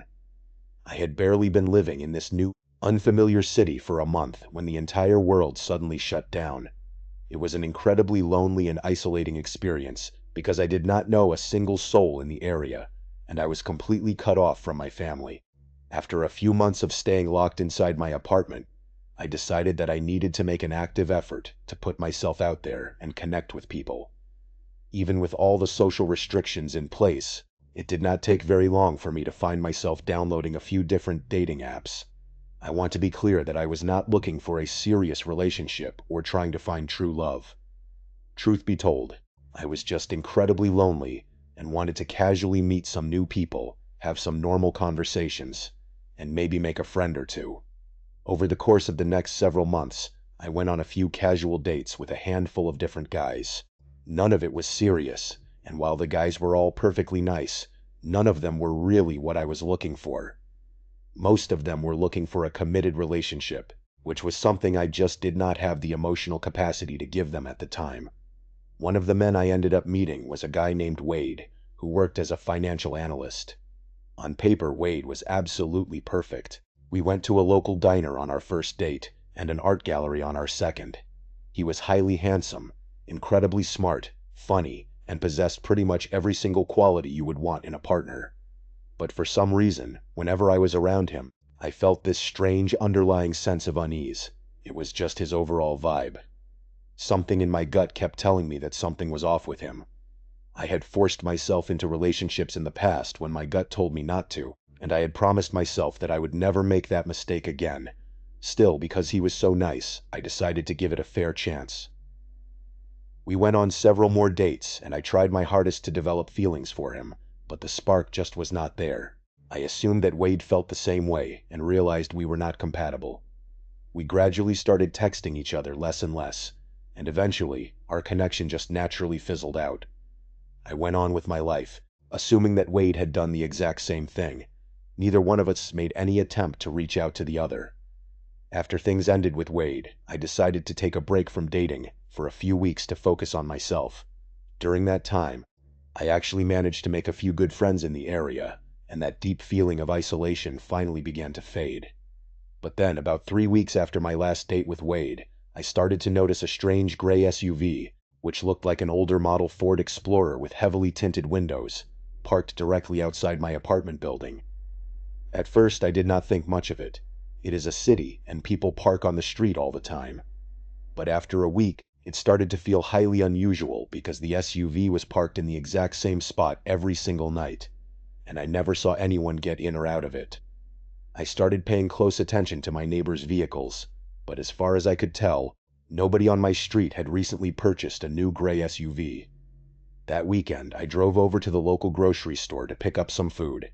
While I was walking down the aisles, I was suddenly hit with this horrible, intense feeling that someone was watching me and following me. The store was packed with shoppers, so it was almost impossible to tell if my paranoia was real or if I was just overreacting. I quickly paid for my groceries and walked out to the parking lot. When I got to my car, my heart stopped. Parked directly next to my Honda was the exact same gray Ford Explorer with the dark tinted windows. I tried to tell myself it was just a coincidence, but I was deeply freaked out. I quickly threw my grocery bags into the trunk, got into the driver's seat, and locked the doors. As I was driving out of the parking lot, I happened to look toward the entrance of the store. Standing there was a tall man with slicked back hair, wearing dark aviator sunglasses, and he was staring directly at my car as I drove past. I felt a cold sweat break out, but I tried to force myself to calm down. I had a coffee date scheduled for that afternoon with a guy named Paul, and I did not want to ruin it. Paul was a graphic designer, and this was my very first date since things had fizzled out with Wade. I met Paul at a cozy coffee shop in the late afternoon. The date was going absolutely wonderfully. Paul was incredibly charming, easy to talk to, and for the first time in a very long time I felt a genuine spark. But while we were laughing and talking, I happened to look out the window of the coffee shop, and my stomach instantly dropped. Parked across the street was the gray SUV. Paul could immediately tell that something was wrong, because my entire demeanor changed in an instant. I became quiet and visibly anxious. I started scanning the coffee shop, trying to see if the tall man with the slicked back hair was inside, and then I saw him. He was sitting at a small corner table near the exit, holding a book but staring directly over the top of it, casually watching me. This was no longer a series of coincidences. This man was actively stalking me. I did not want to freak Paul out, or make myself look crazy on our very first date by telling him that a creepy guy in a gray SUV was following me around town.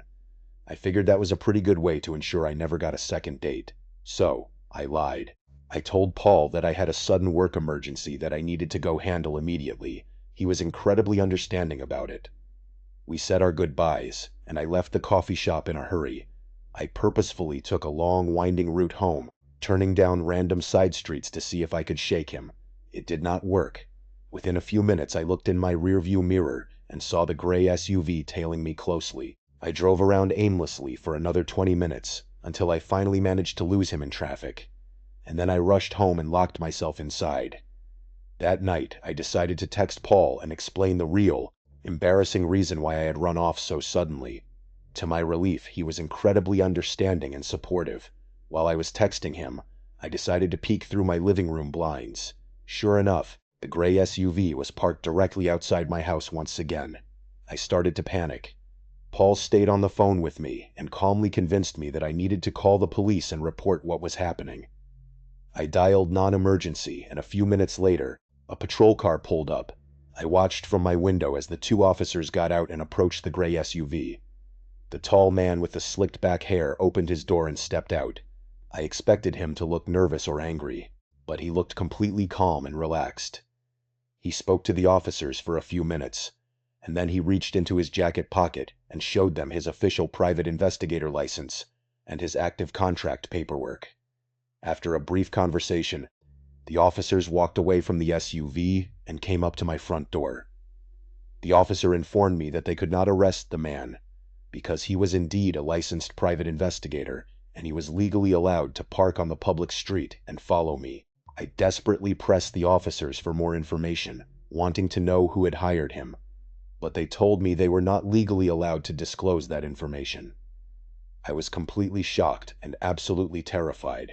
I could not comprehend who would go to the trouble of hiring a professional investigator to follow me. I barely knew anyone in this city. It felt like a massive, terrifying violation of my privacy. After the police left, the gray SUV finally drove away, and it did not return over the next few days. I did my best to move on with my life, but that constant paranoid feeling of being watched never truly went away. A few weeks later, Paul and I decided to go for a hike at one of the beautiful state parks located just outside the city. It was a gorgeous, sunny day, but the moment we stepped onto the trail, that familiar, creeping feeling of being followed returned. It was not just me, either. Even Paul kept stopping, turning around, and staring into the thick woods behind us, asking if I had heard twigs snapping. I tried to shake off the fear, jokingly telling Paul that it was probably just another private investigator trying to get the job done. We both laughed, but the tension was thick.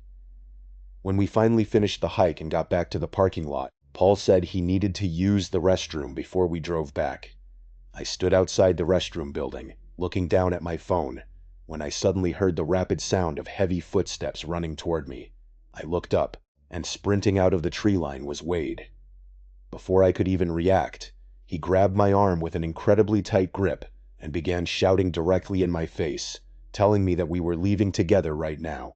I was completely frozen in terror and started screaming at the top of my lungs.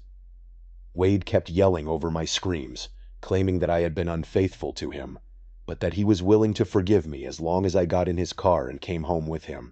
Hearing my screams, Paul burst out of the restroom and immediately tackled Wade to the ground.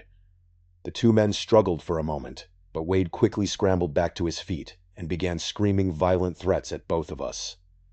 Paul did not back down. He stood his ground, putting himself between me and Wade. Seeing that Paul was not intimidated, Wade started to slowly back away into the woods. We ran to Paul's car, locked the doors, and I immediately called the police to report the attempted kidnapping. Initially, the police could not do much because there was no physical evidence of an attempted abduction, and it was essentially our word against his. But believe it or not, the private investigator that Wade had hired is the one who ended up saving me in the end. It turns out that while the investigator was actively tracking my movements, he quickly realized that I was not actually in a relationship with Wade, and that Wade had lied to him, telling him that I was his runaway wife who had stolen his life savings and disappeared in the middle of the night. The investigator began to realize that Wade was highly unstable and obsessive, and he had actually warned Wade to stay away from me. When the police contacted the investigator, he cooperated fully, giving them a detailed statement about Wade's erratic and dangerous behavior. Thanks to the investigator's testimony, I was able to successfully secure a restraining order against Wade. Not long after the legal proceedings, Wade completely vanished. He deleted all of his social media accounts, disconnected his phone, and seemingly moved away. I still live with the constant, lingering fear that he might show up in my life again someday.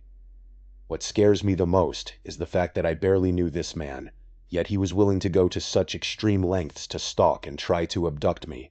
If Paul had not been there with me that afternoon, I have no idea what Wade would have done to me.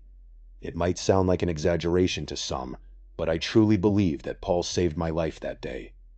The experience changed the way I trust people forever. It has been a few years now since that terrifying afternoon, and I still look over my shoulder every time I walk to my car, praying to God that I never see his face again. Thank you so much for watching. Let me know what you thought of today's episode in the comments. And remember, we have a whole playlist of true crime episodes ready for you to binge right now. Until next time, see ya. Imagine a job where you drive to unknown locations, knocking on doors of complete strangers in the pitch black of night. For most people, delivering pizzas is just a simple way to make some extra cash. You listen to music, drive around, and hand over a warm box for a decent tip. But sometimes, a routine delivery turns into a nightmare that you can never escape. It was a late Friday night in Saugerties. A 21-year-old young man was working the closing shift at John's Pizza. Around 9 o'clock, just an hour before closing, a call came in for a delivery in the next town over. The drive was about 15 minutes down an isolated road that seemed to lead to absolutely nothing. But he kept going anyway. Eventually, the road led to a massive house sitting right by the water. Every light in the house was turned on, and music was blasting from inside. But when he parked, he noticed something unusual. There were only 2 cars in the driveway. Walking up to the entrance of the brand new house, he rang the doorbell several times because the music inside was absolutely deafening. The door swung open, and 2 young women, one blonde and one brunette, stood there barely clothed with massive, flirty grins. The blonde woman grabbed the pizza, while the brunette handed him a $20 bill. She looked him up and down, told him he was cute, and asked for his phone number. He quickly gave it to her, hoping to get himself invited inside. The blonde woman immediately told him to come on in. But the second he stepped inside, his excitement vanished. A highly unpleasant, rotting odor hit him right in the face. The massive foyer was completely empty. There were no other party guests, just the empty house and the blasting music. The two women began leading him toward the staircase. He followed them, but he felt a knot forming in his stomach. He was on the second step when a sound echoed through the house that made his blood run cold. It was a loud, horrifying scream for help coming from upstairs. He froze and looked at the women. Their flirty expressions had completely disappeared. Their faces were dead serious. He watched in horror as the blonde woman looked directly at the brunette, and very clearly mouthed a single word. She mouthed the word "shit." The young man did not ask questions. His survival instinct took over. He spun around, ran out the front door, and bolted to his car. He started the engine, threw the car into reverse, and tore down the long driveway. Turning onto the main road, he looked up at his rearview mirror. In each and every window of that house, there were heads peering out. Multiple people were standing in the darkness of the windows, silently watching him drive away. It had been an ambush. He immediately dialed the police. An hour later, an investigator called him back to report that they had raided the house, but it was completely empty. Whoever had been there had abandoned the property in a massive hurry. The house was vacant and up for sale. Later that night, his phone buzzed with a text message: "We know where you work." He was so terrified that he quit his job the next day. The police came to his house to ask questions about the scream, but he changed his number and moved on, trying to find some peace of mind. But as terrifying as that was, another delivery driver experienced something even more direct and physical. This young man worked for Domino's Pizza, and it was his last delivery of the night to a house about 10 minutes away. When he pulled up, the house was incredibly dark. He grabbed the pizza, walked up to the porch, and rang the bell. Nobody answered. But as he stood there, he noticed a handwritten note taped to the door. The note read, "To Pizza Guy, please let yourself in and leave the pizza in the upstairs bedroom. The money will be on the bed." Immediately, red flags began popping up in his mind. He called his boss back at the shop, explaining that he did not feel safe going inside. But his boss was completely unsympathetic. He told the driver that he had to complete the delivery, and was absolutely not allowed to bring that pizza back. With no other choice, the driver turned the doorknob. It was unlocked. He stepped into the house. The only source of light was a tiny candle nightlight on the wall, providing just enough dim light to see his way toward the staircase. He slowly walked up the stairs, his heart pounding. When he reached the second floor, he found himself in a small dark hallway. There were two doors at the end. One door was wide open, and the other was tightly shut. The open door led into a pitch-black room. He assumed this had to be the bedroom mentioned in the note. He stood at the threshold, shaking. He pushed the door open and reached his hand along the wall, searching for a light switch. He found it and flipped it, but the lights did not work. He stepped into the dark room, taking slow steps until his leg bumped against the bed. He set the pizza down and began searching for the money. Right then, he heard a faint shuffling sound coming from just outside the bedroom door. He froze, listening. Hoping it was just an elderly resident, he searched faster. He grabbed the money, stuffed it into his pocket, and walked out. But when he stepped back into the hallway, the door to the second room, which had been tightly shut when he walked in, was now wide open. He felt a wave of pure panic. He called out, "Your pizza is on the bed. Have a great day." There was no response. He began to lean toward the dark room, trying to get a view inside. It was far too dark. He reached his hand inside, feeling along the wall for a light switch. Suddenly, a hand shot out of the darkness. Someone grabbed his arm with a tight grip and began pulling him into the pitch-black room. The driver screamed, raised his other hand, and began jabbing his car keys repeatedly into the attacker's arm. The grip suddenly loosened. The driver tore his arm free and bolted down the stairs. He ran out of the house, jumped into his car, and drove away. When he got back to the shop, he confronted his boss and showed him his bruised arm. He managed to leverage the terrifying experience to get a pay raise from $7.50 to $8.50 an hour. His boss begged him not to call the police. In hindsight, the driver realized he should have called them anyway, but at the time, he was just glad to survive. And then, there are the deliveries that take you deep into the woods, where there is no phone reception, no streetlights, and absolutely no one to hear you scream. Another young man was working at Gino's Pizzeria. He was covering a shift for a sick coworker on a slow Tuesday night. He was driving his manual 1998 Ford Mustang, which was a massive gas guzzler. He completed 3 normal deliveries over the first 3 hours. The shop closed at 9, so he figured he had only one more delivery left. Then the phone rang. He was greeted by a woman who sounded heavily intoxicated. Her voice was raspy. She stuttered, and there were long, awkward silences. It took a massive effort just to get her address because she kept asking someone in the background for it.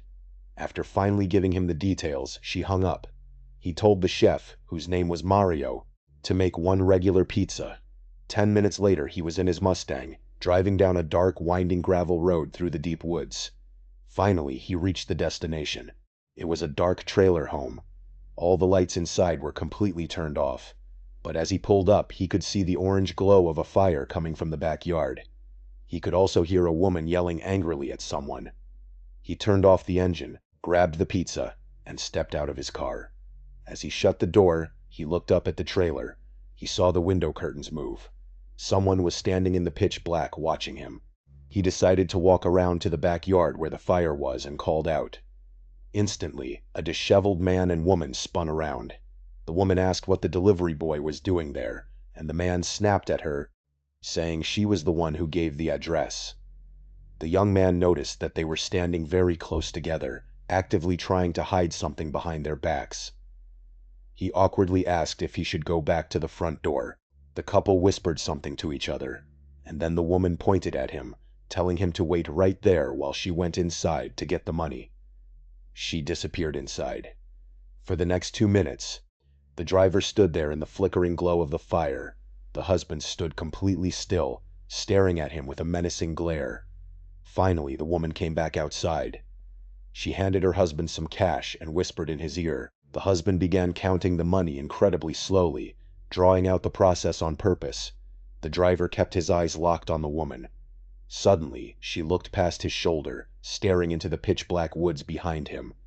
She gave a slow, deliberate nod of her head. The driver immediately sensed the danger. He spun around and looked into the dark tree line. Emerging from the shadows was a massive man, and in his hands he was carrying a heavy axe. He was marching directly toward the driver. With no time to think, the driver reacted on pure instinct. He hoisted the heavy pizza box and flung it with all his might directly at the armed man's face. The box hit him, momentarily disorienting him. The driver did not wait to see the results. He bolted toward his Mustang, jumped inside, started the engine, and tore down the gravel road as fast as the car could go. He made it back to safety and never returned to the shop that night. When Mario the chef texted him to ask what happened, the driver told him about the ambush and the man with the axe. Mario simply replied, "Holy shit." That was the very last time the young man ever delivered a pizza, realizing that in the isolated corners of the world, a simple delivery can easily become a matter of life and death. Thank you so much for watching. Let me know what you thought of today's episode in the comments. And remember, we have a whole playlist of true crime episodes ready for you to binge right now. Until next time, see ya. Wait, counting manually is prone to human error, so I will calculate by measuring exactly. Let me paste and count the text blocks using standard string length properties. Let's draft. I am one of the most skeptical people you will ever meet in your life. I do not believe in ghosts, demons, or any other kind of paranormal phenomena. If you tell me a story about a haunted house or a weird occurrence, I am always the first person to dismiss it. I will tell you that it was probably just the wind, your mind playing tricks on you, or that the story was completely made up. I have always lived my life relying entirely on logic and facts. But that is exactly why I am completely at a loss for words when it comes to what happened to me just a few weeks ago. I wanted to write all of this down while every single detail is still fresh in my mind. Even now, as I sit here typing this out, I cannot explain what happened to me, and to be completely honest, I am still absolutely terrified. I thought that maybe if I share my experience with the internet, someone out there might be able to explain. Length 875 characters exactly. Wait, let's verify character count. Characters in P1. I1, am 3, 1 7 of 10, skeptical 29 people 36. U40 will 45 ever 50 meet 55 in 58 your 63 life. 69 I-71 do 76 in 89 ghosts, 97 demons, 105 or 108 any 112 other 118 kind 123 of 126 paranormal 137 phenomena.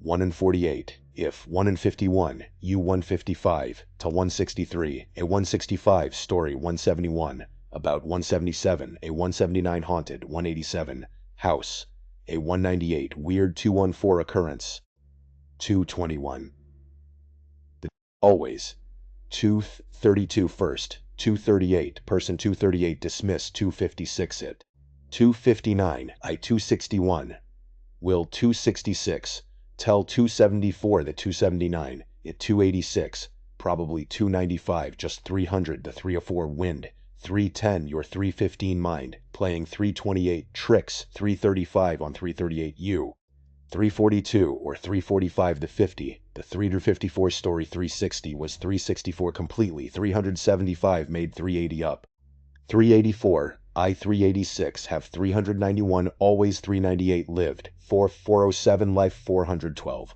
relying fortune entirely 29 on 438 and 442 facts 449 but 453 that 458 at 475 475 am 478 489 492 a 494 words 509 when 514 at 517 comes 523 to 526 what 5431 happened 540 to 53 a 553 few 557 weeks 563 ago 568 I-570 wanted 77 to 580 right 586 all 593 this 598 down 603 while 609 every 615 single 622 detail 629 is 603 still fresh 634 my 650 mind 656 even 661 now I-671 sit 675 here 680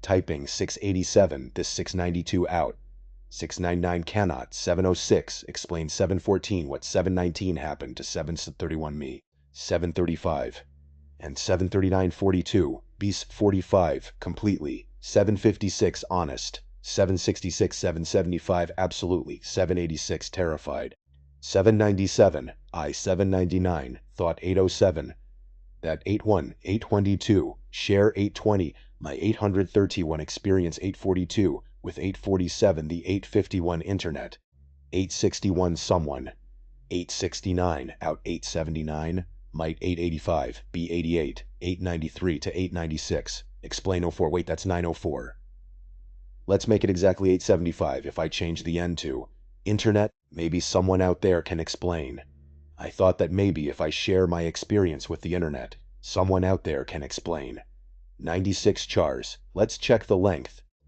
8's draft P2 target 950 chars it all started with my friend Steve and his wife were planning to go out of town for the weekend to celebrate their wedding anniversary. The two of them do not get a chance to travel alone very often, and that is because they have a very busy household with 2 children and a dog.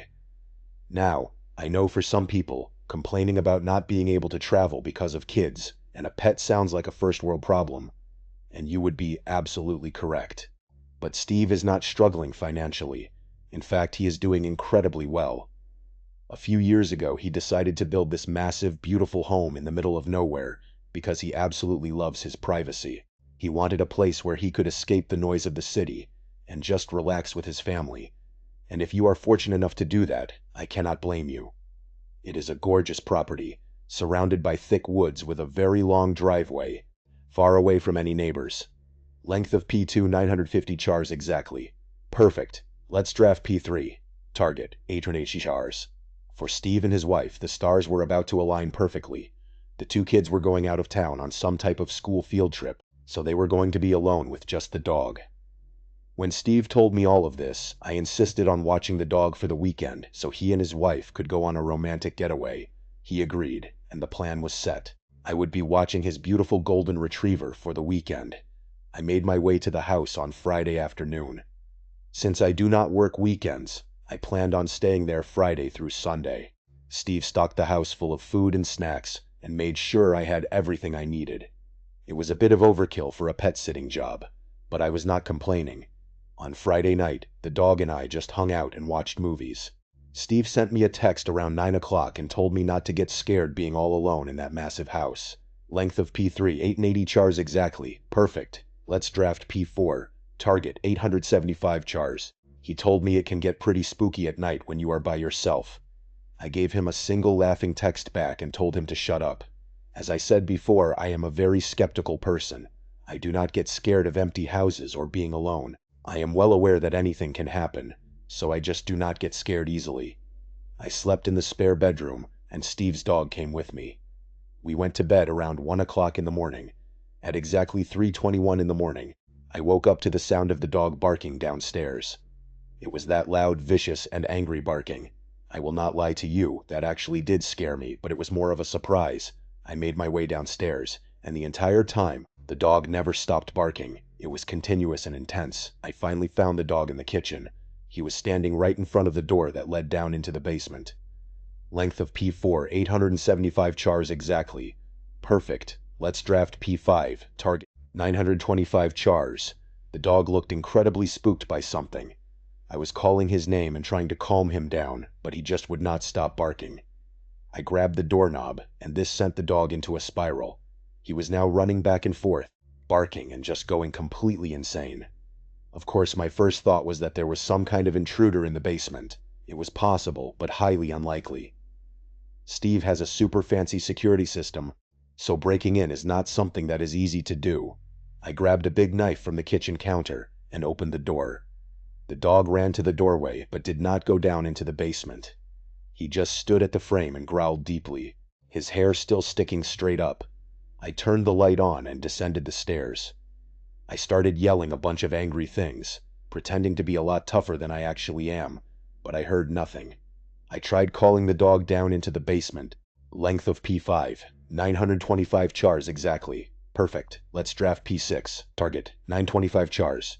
I even went as far as to look all around the basement to give my mind some peace. It is a finished basement, so I looked in the closets, in every single corner, behind all of the furniture, and even in the bathroom. There was no intruder, and there were no evil ghosts. The only thing I did notice was how unreasonably cold it was down there.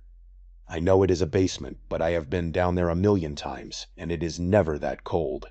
Even in the dead of winter, it is never that freezing. At the end of the day, a cold basement is no reason to freak out. I decided to spend the rest of the night on the living room couch. It took a while, but the dog finally calmed down, and we both fell asleep again. The next day, Saturday, the dog was completely fine.